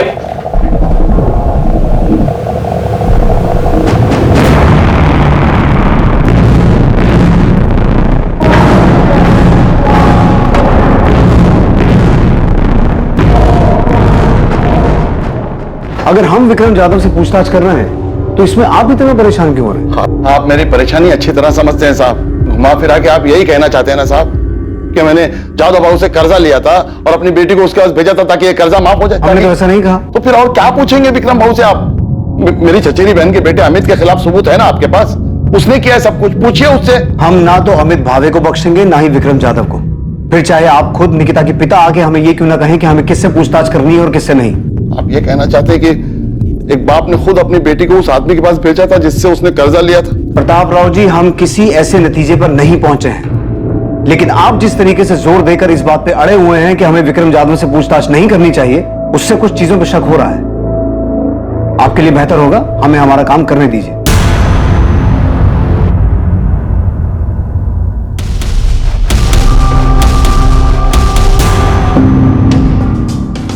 अलका और अभिजीत के सुसाइड करने के बाद मैं माना था मैं गलती किया था, एक जानवर जैसा नहीं, तू जानवर ही है विक्रम जाधव। हाँ साहब, मैं माना मुझे वैसा नहीं करना चाहिए था। जिस बात से बाद में तो अदालत में मुकर गया कि तूने अलका वाघमारे के साथ ऐसा कुछ किया था, और वो बेचारी भी मरने से पहले सब कुछ छोड़ के नहीं गई जिससे तुझे तेरे किए की सजा मिले। सुरवे, हमारे पास इस बात के पुख्ता सबूत थे कि अलका वाघमारे को विक्रम जाधव की कोठी के बजाय फ्लैट पे बुलाया गया अकेले, जो कि मानदेव चौक में है। हमने विक्रम जाधव को अरेस्ट भी किया और उसने यही कहा कि उसने कभी पैसों को लेकर अलका या उसके पति पे दबाव नहीं डाला। मूल तो छोड़ो, 2 साल से ब्याज भी नहीं दे पा रहे थे, जिसका इसने फायदा उठाया, और जब ये नहीं टूटा तो हमने इसके राइट हैंड प्रदीप को तोड़ा। एक आदमी और एक औरत ने सुसाइड किया प्रदीप, और तू जानता है कि ये सब तेरे उस जादव बाबू के इशारे पे हुआ है। देख, वो तो जेल में जाएगा ही, अगर तू नहीं बोला तो तू भी जेल जाएगा। सच बोल रहा हूँ, अलका मैंने खुद उधर आई थी। साहब ने खाली अभिजीत भाव को बोला था, अभिजीत भाव ने खुद अलका बहनी को उधर भेजा था साहब। जादव भाव, इनके घर का कीमत अभी कुछ 14-15 लाख होगा, उतने में हो जाएगा। भाव, मैं हाथ जोड़ता हूं भाव, ऐसा मत करो भाव, सर से छत मत छीनो भाव, मैं सारा पैसे दे दूंगा भाव। तू खाली बोलता है, लौटाता नहीं। शुरू में खाली 4 महीना तू ब्याज भरा है, उसके बाद हर बार तू आता है खाली जबान देकर चला जाता है। अभी क्या करेगा तेरा खाली जबान का मैं? जैसे ऐसे होगा पैसे दे दूंगा भाव। ठीक है, अभी अगर तू ये जबान और दुहाई देने की बात छोड़कर कुछ और देने की बात करे तो मैं तेरा थोड़ा बहुत ब्याज, थोड़ा बहुत क्यों, बहुत सारा पैसा भी माफ कर सकता हूं। जादव भाव ने खाली प्रपोजल दिया था, कोई जबरदस्ती नहीं की थी। प्रपोजल नहीं कहते इसे, इसे कहते हैं मजबूरी का फायदा उठाना, समझा? जिस दिन तेरे सेठ ने अलका के साथ ये सब कुछ किया था ना, उसी दिन अलका और उसके पति अभिजीत ने सुसाइड कर लिया था। पाड़ेकर, तुम्हें क्या लगता है निकिता के केस में भी यही हुआ होगा? इस विक्रम जाधव ने निकिता के बाप को प्रपोजल दिया, विक्रम ने निकिता के साथ जबरदस्ती की और 100% यही हुआ। नहीं तो एक सीधी सादी पढ़ने लिखने वाली लड़की जिसकी लाइफ में कोई प्रॉब्लम नहीं है, वो भला अचानक सुसाइड क्यों करेगी? पता नहीं, लेकिन मुझे यकीन है कि ये सुसाइड नहीं, मर्डर है। फिर बोल नहीं सकता, मगर ये कंफर्म है कि ये आदमी औरतों के मामले में घटिया है। साहब मैं मानता हूं मैं गलत किया, पर अभिजीत और अलका के बाद आई शपथ मैंने सब कुछ नहीं किया। और ऊपर से जब मेरे को पता चला कि प्रताप राव के साथ ऐसा कुछ हुआ है, तो मैंने सामने से खुद जाकर उसका कर्जा माफ किया। तो तू अब धर्मात्मा बन गया है जो सामने से जाके माफ किया? मेरे साहब मैं धर्मात्मा नहीं बना साहब, मैं डर गया था। जब मुझे पता चला कि प्रताप राव के लड़की ने सुसाइड की करके, तो मेरी हालत टाइट हो गई। मैं समझ गया कि ले दे के प्रताप राव के कर्जे की बात सामने आएगी तो मेरी भी हिस्ट्री खुल जाएगी। इसलिए साहब मैं सच बोल रहा हूं, मैंने सच्चे मन से उसका कर्जा माफ किया। साले पहले उसकी बेटी के साथ ये सब करेगा, फिर कर्जा माफ करने का नाटक करेगा? नहीं साहब मैंने कुछ नहीं किया साहब, आप बेकार में मेरे पीछे पड़ के असली मुजरिम को खुला छोड़ रहे हो। आई शपथ मैं बोल रहा हूं साहब, मैंने कुछ नहीं किया साहब, मैंने कुछ नहीं किया। सचिन, इसके राइट हैंड प्रदीप को उठाओ। अलका वाघमारे केस में वो टूटा था, इस केस में भी वही टूटेगा। अभी इससे धुलाई करो उसकी। लेकिन सर मुझे नहीं लगता कि इस केस में ये विक्रम इन्वॉल्व है। अलका वाघमारे केस में विक्रम ने अलका का यूज किया और उसके बाद अलका और उसके पति ने सुसाइड किया। लेकिन सर इस केस में, सचिन मैं जानता हूं तुम्हें लगता है ये सुसाइड नहीं मर्डर है, लेकिन अगर कोई इस केस को सुसाइड की शक्ल देकर मर्डर को छुपा सकता है, तो सुसाइड को कवर अप करने के लिए कोई इस केस को मर्डर की शक्ल भी दे सकता है। ये जादव बहुत घटिया इंसान है। ब्याज कम करने के नाम पर अभिजीत वाघमारे को उसकी बीवी को अपने पास बुलाने का प्रपोजल दे सकता है, तो ये भी कर सकता है। ऐसे वाहियात इंसानों की फितरत कभी जाती नहीं। इसे लगा ही नहीं होगा कि निकिता सुसाइड कर सकती है। इसे क्या निकिता के बाप को भी नहीं लगा हो। उस आरती की वजह से उसने सुसाइड नहीं किया है, ये सब उस कमीने अमित भावे ने किया है। उसने पुलिस को झूठ बोला है कि उसको गुमनाम फोन आया था। ये सब उस हिस्ट्री शीटर किशोर कदम ने किया है। पुलिस उस किशोर कदम को पकड़ नहीं पा रही है, इसलिए अपने आप को बचाने के लिए विक्रम की बलि चलाना चाहती है।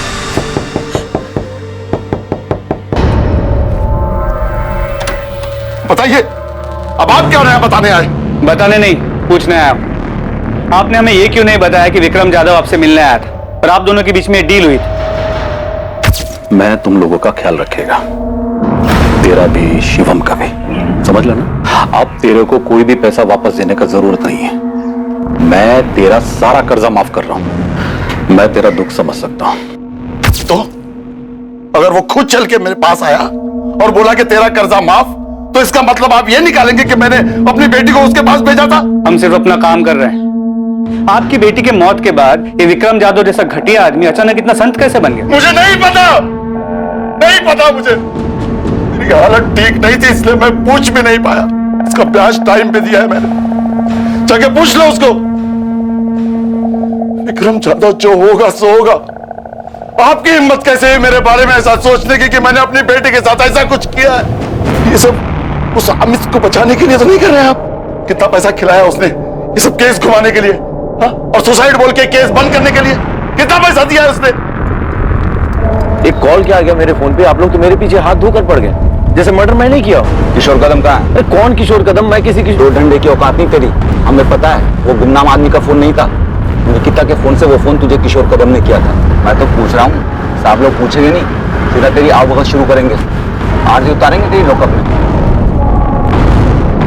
कुणाल, पुलिस ने मेरे पीछे अपने लोग लगा रखे हैं, मेरे हर मूवमेंट पे नजर रख रहे हैं, मेरे फोन रिकॉर्ड्स तक निकलवा रहे हैं। तेरे को क्या लगा आरती, तू विनीत के लिए बावलो जैसी हरकतें करेगी और उसके बाद तेरे से कोई कुछ सवाल नहीं पूछेगा? मैंने कभी नहीं सोचा था कि निकिता के साथ ये झगड़ा उसके मौत पे खत्म होगा।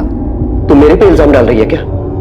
देख, पुलिस को मेरे ऊपर पहले से शक है, तो क्यों ये सब बोलकर उनका शक गहरा कर रही है? और तो तू वहां पे करने क्या गया था जहाँ पे निकिता की बॉडी मिली थी? कहीं तूने तो नहीं? वाह वाह आरती, सही कर रही है। पर याद रख, अगर तू ये सब मेरे पर थोपेगी ना, तो तू भी मेरे साथ कटघरे में। मैं समझ गया तू कितनी सेल्फिश है। तूने विनीत के लिए मेरा यूज किया, और अब जब निकिता मर गई तो खुद को बचाने के लिए मुझे बलि का बकरा बना रही है। एक बात याद रख, अगर तू मुझे फंसाएगी ना तो तू भी नहीं बचेगी।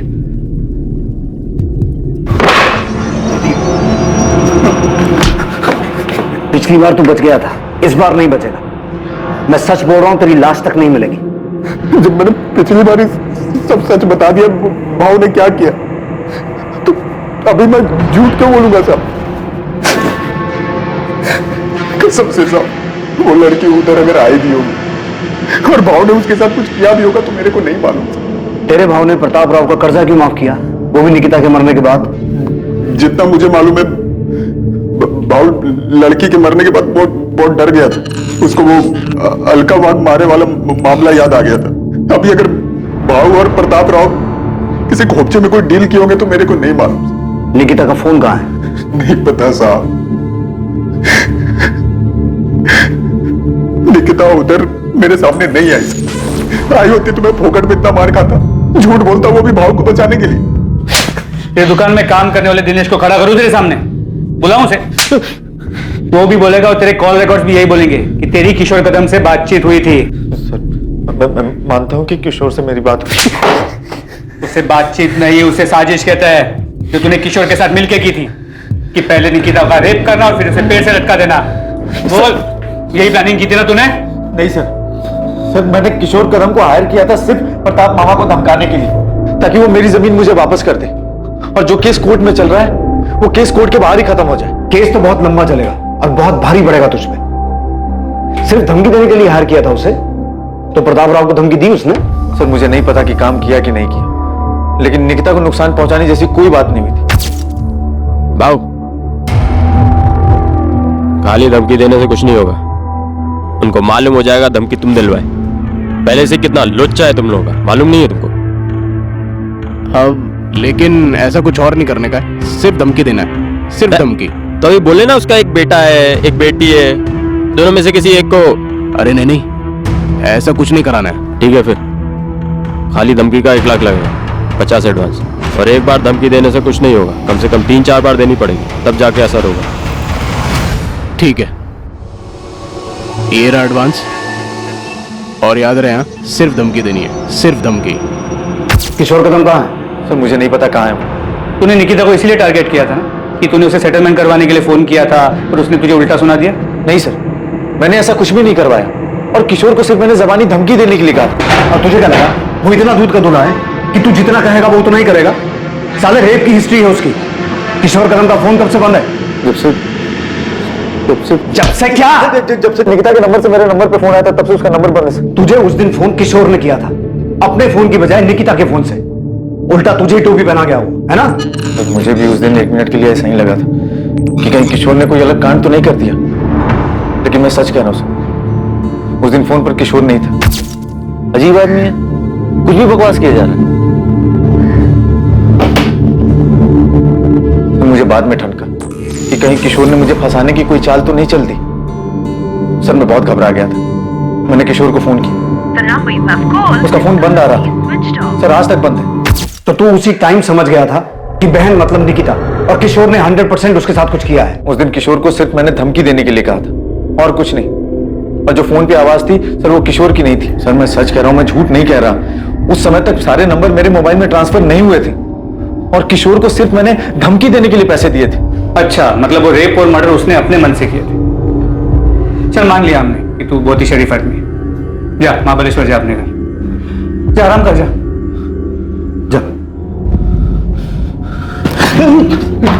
जब तक किशोर कदम मिल ना जाए ना, इसकी खूब सेवा करो, दिल से सेवा करो। निकिता के साथ जो कुछ भी हुआ है, यही साला उसकी जड़ है। सर, मैं सच कह रहा हूं, मैंने कुछ नहीं किया सर।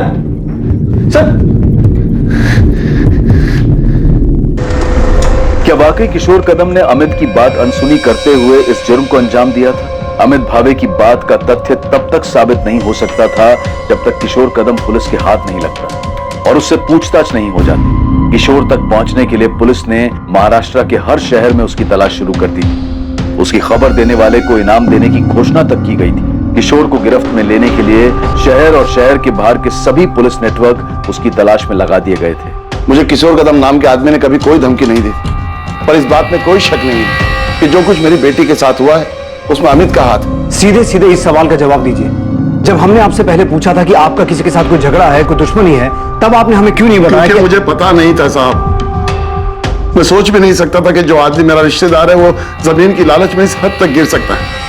मुझे ये भी कहां पता था कि निकिता का कोई बॉयफ्रेंड था, और ना ये पता था कि रोज की तरह वो उस दिन भी कॉलेज तो जा रही थी और कभी लौट कर नहीं आई थी, और मिलेगी भी तो इस हाल में। किशोर कदम अब पुलिस के लिए सबसे अहम संदिग्ध था, पर क्या वो सच में गुनहगार था? अमित ने जो उसे काम सौंपा था उसने उससे बढ़कर ये घिनौनी हरकत की थी। दूसरी तरफ विक्रम जाधव, जिसने निकिता के पिता को कर्जा दिया था, और कुणाल सामंत, जिसने अपनी बहन के लिए विनीत को धमकी दी थी, वो दोनों भी संदिग्ध बने हुए थे, लेकिन उनके खिलाफ कोई पुख्ता सबूत नहीं मिल पा रहे। इन सब के अलावा भी कोई था जो इन घटनाओं से परेशान था जो निकिता के साथ घटी थी। ऐसा भी कुछ था जो निकिता का बॉयफ्रेंड विनीत शुरू से जानता था, या शायद बहुत कुछ जानता था जो उसने पुलिस को नहीं बताया था। क्या विनीत कुछ छुपा रहा था? सर, किशोर कदम कोल्हापुर में पकड़ा गया है। ग्रेट। इस केस की सबसे अहम कड़ी अब हमारे हाथ लगी है। प्रतिमा, क्या लगता है तुम्हें, विक्रम जाधव और कुणाल सामंत को अब अंदर रखने से कोई फायदा है? उनसे और कुछ मिल सकता है? सर, विक्रम जाधव के एंगल में अभी तक हमें कुछ भी नहीं मिला है। हमने काफी लोगों से पूछा, काफी छानबीन की, लेकिन किसी ने भी निकिता को उसकी कोठी या फिर उस फ्लैट के आसपास नहीं देखा जहाँ पे उसने अलका वाघमारे को बुलाया था। और कुणाल सामंत? सर, उससे भी हर तरीके से पूछताछ की, लेकिन वो टूटने को तैयार ही नहीं है। सर, मुझे अभी भी लगता है कि आरती का इससे लेना देना है। जो अमित के केस में है वो आरती के साथ भी हो सकता है। कि बात सिर्फ निकिता को विनीत से अलग करने की थी, लेकिन कुणाल उससे आगे बढ़ गया। सर, अब तो आरती को भी लगता है कि कुणाल ने किया है। बोल रहा हूँ ना साहब, मैं 27 अप्रैल को था ही नहीं इधर ही सतारा में। किशोर तो एक केस में बेल पे है ना, पर घबरा मत, इस केस में तो जेल नहीं जाएगा। हाँ साहब, इधर एनकाउंटर करके केस बंद करने का प्लान है, तो इधर ही ठोक दो ना। काय को काली पोपट सतारा में लेके जा रहे हो? मैंने तो सिर्फ अपना हिस्सा मांगा था। क्या गलत कर रहा था? क्या गलत था इसमें? ऐसे किसी गुंडे को पैसे देकर धमकी दिलवाना सही काम है? पैसे देकर धमकी इसलिए दिलवाई ताकि कोर्ट के बाहर से मामला सेटल हो जाए। अमित जो आदमी गुंडा है, पैसे लेकर धमकी दे रहा है, बहुत कुछ करेगा तो रोक लेगा उसे। फंसा दिया ना उसने तुझे। सोचा है कभी तेरी वजह से निकिता के साथ में क्या हुआ है? भाई, मैंने उससे नहीं कहा निकिता के साथ ये सब करने के लिए। मैंने तो सिर्फ उससे कहा। अमित, याद रखना, अगर ये पता चला ना कि निकिता के साथ में उसी ने सब कुछ किया तो तू भी उसी जुर्म में अंदर जाएगा। जरा से जमीन के लालच ने तुझे क्या से क्या बना दिया।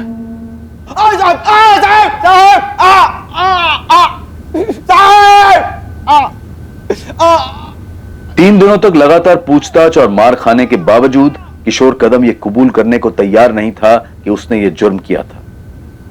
वो सिर्फ इस जुर्म से ही नहीं बल्कि इस बात से भी इनकार कर रहा था कि अमित भावे से पैसे लेने के बावजूद उसने कभी निकिता को निशाना बनाया या उसके परिवार के किसी इंसान को धमकी भी दी थी।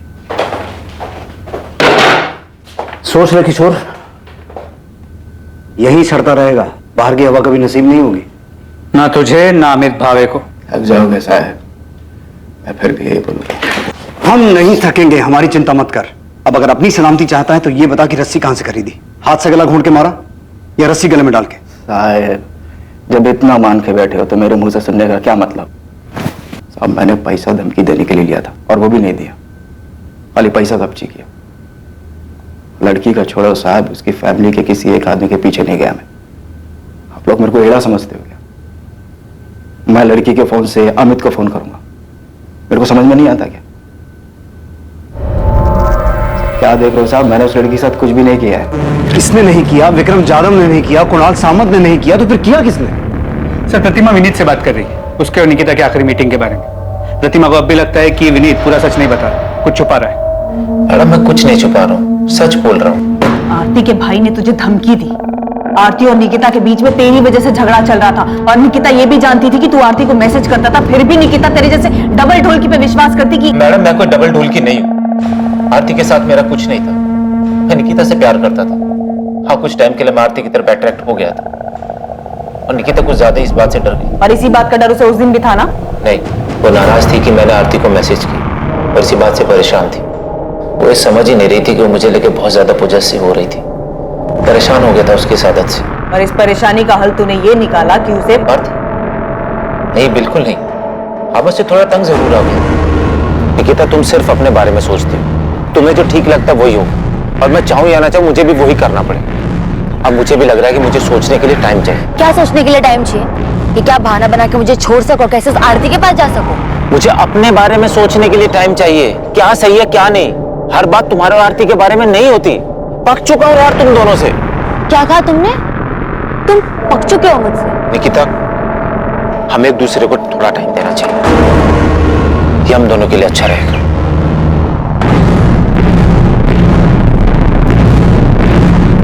बाय।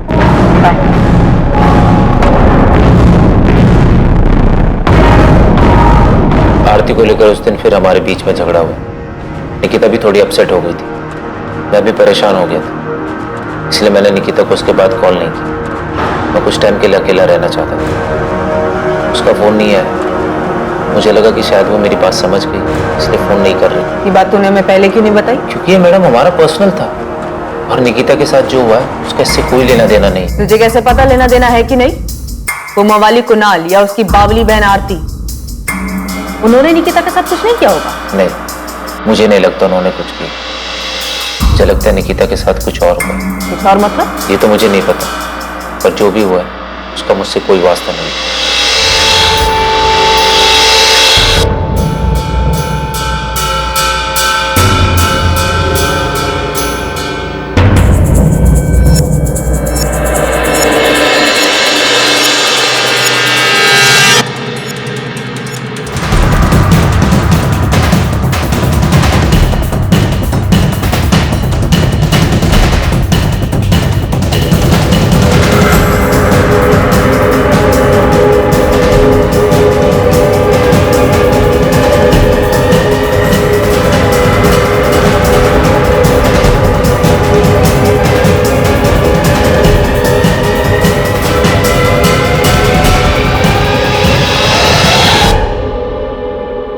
सर, मुझे लगता है कि हम इस बात पे अटक गए हैं कि निकिता का मर्डर हुआ है, जो कि इन सस्पेक्ट में से किसी ने अपना मकसद पूरा करने के लिए किया है। प्रतिमा, फिर से ये मत कहना कि तुम्हें अब भी लगता है कि ये सुसाइड का केस।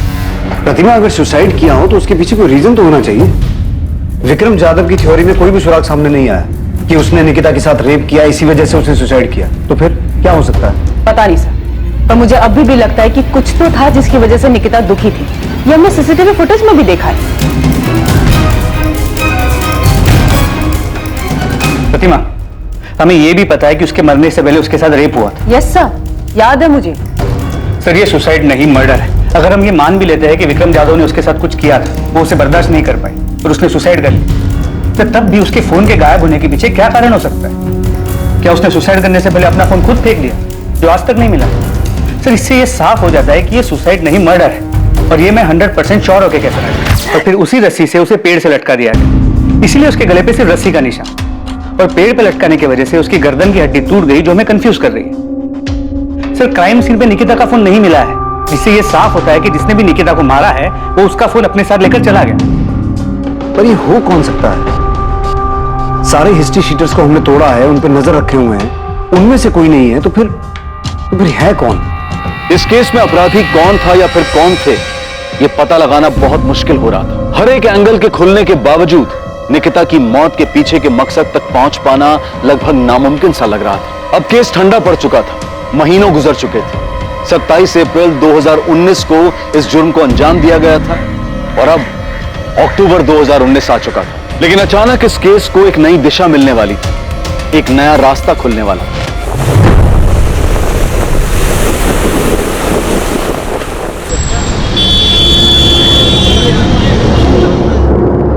हाँ, IMEI नंबर यही है। ये निकिता आप्टे का ही फोन है। कहाँ ऑन हुआ ये फोन? मुंबई में ऑन हुआ? जी सर। और निकिता के फोन में जो नंबर यूज हो रहा है वो ये है 44761। इस नंबर की पूरी डिटेल्स मंगवा ली है। हमने अपने नंबर से कॉल नहीं किया, मोहिते को भेजा है PCO से कॉल करने के लिए, ताकि पता चल सके कि ये नंबर ऑन है या नहीं। सर, ये नंबर ऑन है। मैंने PCO से फोन किया, ऐसे ही कोई नाम बदल कर बात की। किसी आदमी ने फोन उठाया था, बोला कि आपने जो नंबर लगाया रॉन्ग नंबर है। मैंने पूछा ये मुंबई का नंबर है? उसने कहा हाँ। सर, मैंने उससे और कुछ नहीं पूछा, ये सोच करके कहीं वो अलर्ट ना हो जाए। गुड, एड्रेस निकालो और उठाओ इस आदमी को। जी सर। और उसे पता ना चले कि हम उसके पीछे हैं।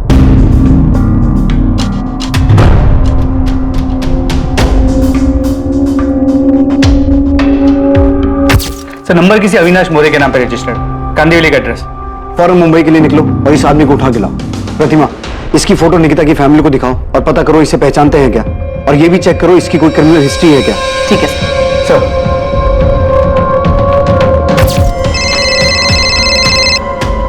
हाँ प्रतिमा, इस अविनाश मौर्य का कुछ मिला? नहीं सर, निकिता की फैमिली भी इसे नहीं पहचानती। उन्होंने तो इसका नाम तक नहीं सुना। ताज्जुब की बात, इस अविनाश मौर्य ने अब तक फोन स्विच ऑफ नहीं किया, लगातार ऑन आ रहा है। सर मैंने साइबर टीम से दोबारा चेक किया, ये निकिता का ही फोन है।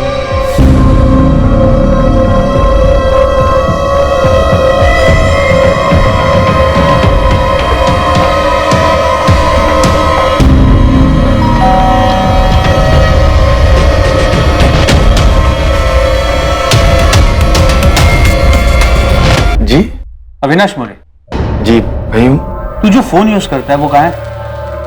आप लोग हैं कौन और ये पूछ क्यों रहे हैं? सतारा पुलिस। और साहब आप मेरा फोन क्यों देखना चाहते हैं? क्योंकि वो फोन तेरा नहीं, किसी और का है। नहीं, ये तेरा फोन नहीं। साहब ये मेरा ही फोन है। तेरा नंबर 444761 3 दिन पहले एक फोन में एक्टिव हुआ था, वो फोन कहाँ है? साहब लेकिन हुआ क्या है? 3 दिन पहले तेरा नंबर जिस फोन में एक्टिव हुआ था वो फोन सतारा के निकिता आप्टे का है, जिसका 6 महीने पहले रेप और मर्डर हुआ है। वो सब तो मुझे पता नहीं है, लेकिन इसी फोन में मैंने 3 दिन पहले सिम डाला था। अविनाश वो फोन ऐसे नहीं, ऐसे दिखता है। सर इसे लॉकअप में ले जाके पूछते हैं, तब याद आ जाएगा इसे। अरे साहब इसमें याद क्या करना, मैं सच कह रहा हूँ साहब। साहब मेरा फोन खराब हो गया था, डिस्प्ले गया था उसका, मैंने उसे बनने के लिए डाला था और राजू की दुकान से काम चलाने के लिए ये फोन मैंने 1000 रुपए का खरीदा था। चल राजू के दुकान पे ले चलो। हाँ चलो साहब। चल राजू इनको बताओ कि ये फोन मैंने तुमसे ही खरीदा था ना? हाँ साहब, ये फोन मैंने ही बेचा था उसको। इस फोन का जो IMEI नंबर है वो उस लड़की के फोन का है जिसका सतारा में 6 महीने पहले रेप और मर्डर हुआ। IMEI नंबर सेम है, लेकिन उसका फोन ये था। हमारे पास एक कंफर्मेशन है कि निकिता के फोन का मॉडल ये है, और हमने ये भी कंफर्म किया कि इस फोन का जो IMEI नंबर है वो निकिता के फोन का। साहब ये जो आप फोटो दिखा रहे हैं ना फोन का, ये बिकने के लिए आया था मेरे पास, मैं ही खरीदा था। किससे खरीदा था? ऐसे ही चलते फिरते एक बंदा आया था बेचने के लिए। मेरे को ये फोन बेचने का है, बंद पड़ा है, चल नहीं रहा। चल ही नहीं रहा है? नहीं।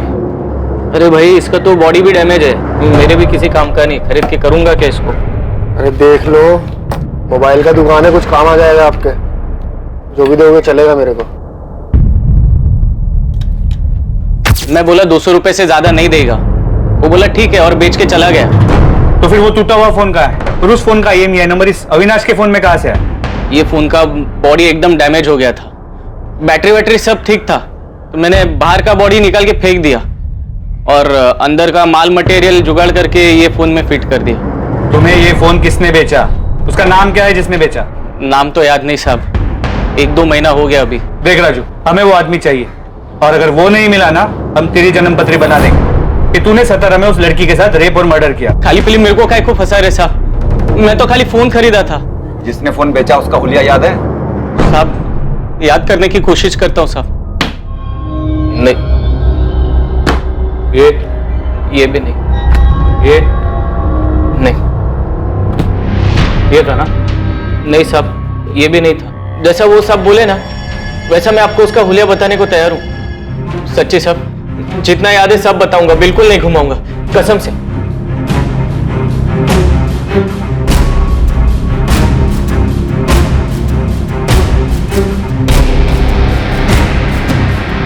सर राजू सच बोल रहा है, उसे जितना याद था उसने पूरी ईमानदारी के साथ याद करके स्केच बनवाया। ठीक है, फिर भी यहाँ मुंबई पुलिस को बोलता हूँ इस राजू पे नजर रखें, और तुम पता करो कि निकिता के पहचान में कोई है जो स्केच वाले आदमी को जानता है। ठीक है सर। स्केच को तुम्हारे फोन और मेल दोनों पे भेजा। ये नहीं पता कि ये स्केच उस फोन बेचने वाले आदमी से कितना मिलता। तुरंत इस स्केच को सभी जगह भेजो और पता करो कि स्केच से मिलता जुलता दिखने वाला भी कोई आदमी है। यस सर, मैं सभी जगह सर्कुलेट कर देती हूँ। राजू की मदद से जो स्केच बनाया गया वो उस आदमी की शक्ल के काफी नजदीक था जिसने राजू की दुकान पर निकिता का मोबाइल बेचा था। वो आदमी वास्तव में मौजूद था और यकीनन सतारा में ही था, और निकिता से जुड़े लोगों में उसके बॉयफ्रेंड विनीत के अलावा ऐसा कोई नहीं था जिसने इस आदमी को देखा था या पहचान सकता था। कौन है मैडम ये नहीं जानता, लेकिन इसे पार्क में देखा है। जहाँ में निकिता हमेशा मिलते थे, इसे बहुत बार पार्क में देखा। मुझे बड़ा अजीब लगता था। मैं और निकिता जब भी मिलते थे हमेशा वहां होता था। क्या ये हमेशा आसपास रहता था? हाँ, ये स्केच पक्का उसी आदमी की तरह दिख रहा है। अगर ये विनीत और निकिता के हर बार मिलने के वक्त वहां होता था तो इसका मतलब है ये सतारा का ही रहने वाला है और शायद कहीं आसपास का ही हो। लेकिन सर इसकी कोई क्रिमिनल हिस्ट्री नहीं है। पर फिर भी मैंने गोविंद और बाकी ठगी को काम पे लगा दिया, ये पता करने के लिए कि ये कौन है और कहाँ रहता है। गुड, ढूंढो इसे ताकि इस केस को क्लोजर मिले और निकिता को न्याय। सर। प्रतिमा। Yes sir. तुमने बताया कि विनीत कह रहा था कि ये हमेशा पार्क में मौजूद रहता था, उन्हें घूरता था। यस सर, वो दोनों जब भी पार्क में मिलते थे ये वहां रहता था। 27 तारीख की निकिता की वो फुटेज निकालो। हमें इस एंगल के बारे में कुछ पता नहीं था, हमने कुछ मिस किया है। 37।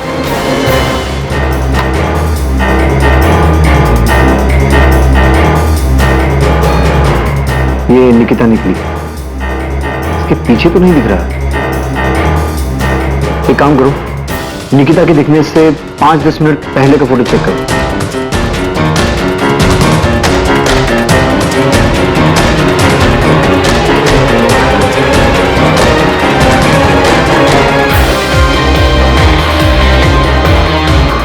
एक मिनट सर, स्टॉप कीजिए इसको। अब नॉर्मल कीजिए। यही है वो, तो यही है।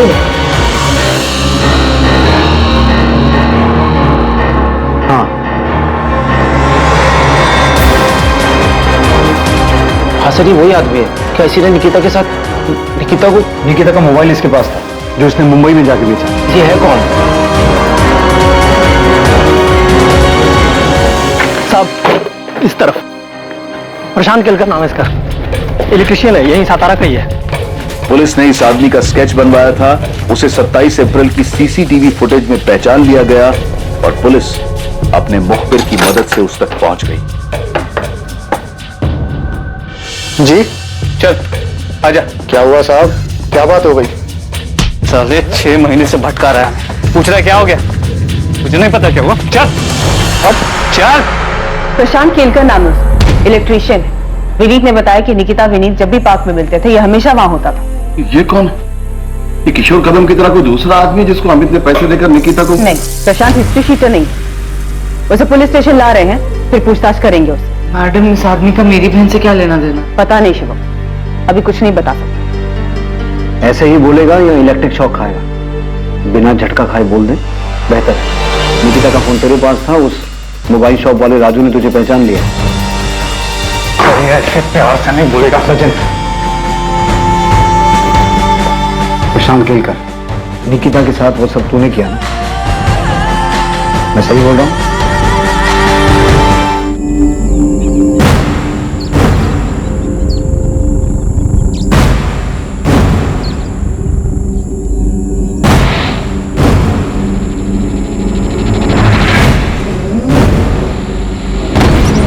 जी आप निकिता है ना?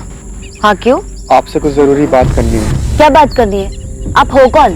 तो मैं आपके पापा को जानता हूँ। पहले बताओ तो सही, आप हो कौन? क्या बात करनी है आपको? मुझे ये सब कुछ नहीं चाहिए, मुझे सिर्फ तू चाहिए, सिर्फ तू।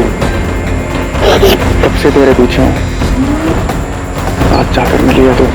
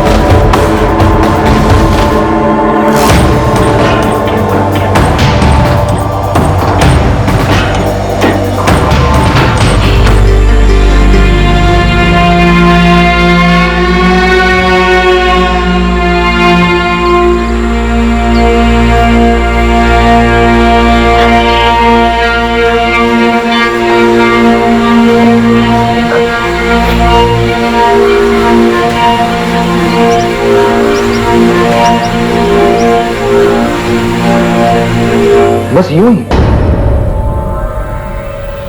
तूने उसे देखा, वो तुझे पसंद आ गई, इतना कि वो तेरी सनक बन गई। निकिता का फोन तेरे पास 6 महीने से था, तूने उसे ऑन क्यों नहीं किया? पर 6 महीने बाद मुंबई जाके क्यों बेचा? मैं अखबार में पढ़ रहा था। जोर से बोल, जोर से बोल, सुनाई देना चाहिए। मैं मामला ठंडा होने का इंतजार कर रहा था। 27 अप्रैल का दिन तूने इसलिए चुना क्योंकि निकिता उस रास्ते से जाने वाली थी। हाँ, मैंने पहले भी कई बार कोशिश की थी, पर सड़क पर कोई ना कोई आ जाता था। तो तूने देखा कि 27 तारीख को उस रास्ते पे आसपास कोई नहीं था, सुनसान था, तो तूने ऐसा किया? हाँ। तूने निकिता के भाई अमित को फोन क्यों किया? तू जानता है उसे? नहीं। तो उसे फोन क्यों किया? मुझे बुरा लगा कि उसके परिवार वाले परेशान हो रहे होंगे कि कहाँ गई, तो इसलिए मैंने उसका फोन उठाया और देखा किसको फोन कर सकता हूँ, तो मैंने उसका नंबर डायल कर दिया। प्रशांत केलकर से बार बार पूछताछ की गई, ये जानने के लिए कि क्या वाकई ये जुर्म उसने अपनी विकृत मानसिकता और यौन आकर्षण के कारण किया था या इसमें कोई और भी शामिल था। पर आखिर तक यही सामने आया कि वो वाकई एक विकृत मानसिकता का आदमी था जो निकिता पर मोहित था, जिसने सिर्फ अपनी हवस पूरी करने के लिए निकिता के साथ बलात्कार किया और फिर उसे मार दिया। अपराधी अपराध का मकसद और जिस तरह से इस जुर्म को अंजाम दिया गया था, उसने पुलिस तक को हैरान कर दिया था। इस केस में निकिता के परिवार में जो भी मनमुटाव था वो सामने आ गया था। इस केस के जरिए संपत्ति को लेकर चल रहे विवाद के कारण कोई अपना ही निकिता के पिता को धमकी देने, डराने जैसे गलत इरादे रखता था, वो भी सामने आ गया। साथ ही एक लड़के को लेकर लव ट्रायंगल, प्यार के नाम पर दीवानगी भी सामने आई, जिसमें 2 बेस्ट फ्रेंड्स के बीच एक लड़के की वजह से दोस्ती में कड़वाहट आ गई थी। पर निकिता के बलात्कार और हत्या का जो अपराधी था, वो निकिता और उसके जानने वालों के लिए चेहरे से, नाम से पूरी तरह से गुमनाम था। प्रशांत केलकर का इससे पहले कोई क्रिमिनल रिकॉर्ड नहीं था और साथ ही मनोवैज्ञानिक जांच में भी ऐसा कुछ सामने नहीं आया कि उसे कोई मानसिक बीमारी थी। वो पूरी तरह से सामान्य था। यह बेहद दुखद है कि 19 साल की निकिता को किसी की सनक और दिमागी गंदगी की वजह से अपनी जान गंवानी पड़ी। इस केस में जो सबसे बड़ा सवाल पैदा होता है वो ये कि ऐसी विकृत मानसिकता जो सड़क पर चलते इंसानों को, अपने आसपास के लोगों को शोषण का सामान मानती है, उस विकृत मानसिकता को पहचाना कैसे जाए? दरअसल ये मुश्किल है, आसान नहीं है। लेकिन जब भी किसी पर कोई शक हो या पता चले कि आपके आसपास ऐसा कोई व्यक्ति है, तो तुरंत उसकी शिकायत करें। ऐसे लोगों से डरने की बजाय हिम्मत दिखाकर पुलिस में उनकी शिकायत करें और उन्हें उनकी सही जगह पर पहुंचाएं। खुद को और अपने आसपास के माहौल को सुरक्षित बनाएं। अब मैं अनूप सोनी आपसे विदा लेता हूं। फिर मुलाकात होगी एक और नए केस के साथ। देखते रहें क्राइम पेट्रोल सतर्क, सोमवार से शुक्रवार रात 10:30 बजे। और याद रखें, क्राइम और आपके बीच में सिर्फ इतना फर्क है कि आप कितने सतर्क हैं। सतर्क रहें, सुरक्षित रहें। जय हिंद। इस तरह के और भी एपिसोड देखने के लिए हमारे चैनल को सब्सक्राइब करें और बेल आइकन दबाना ना भूलें।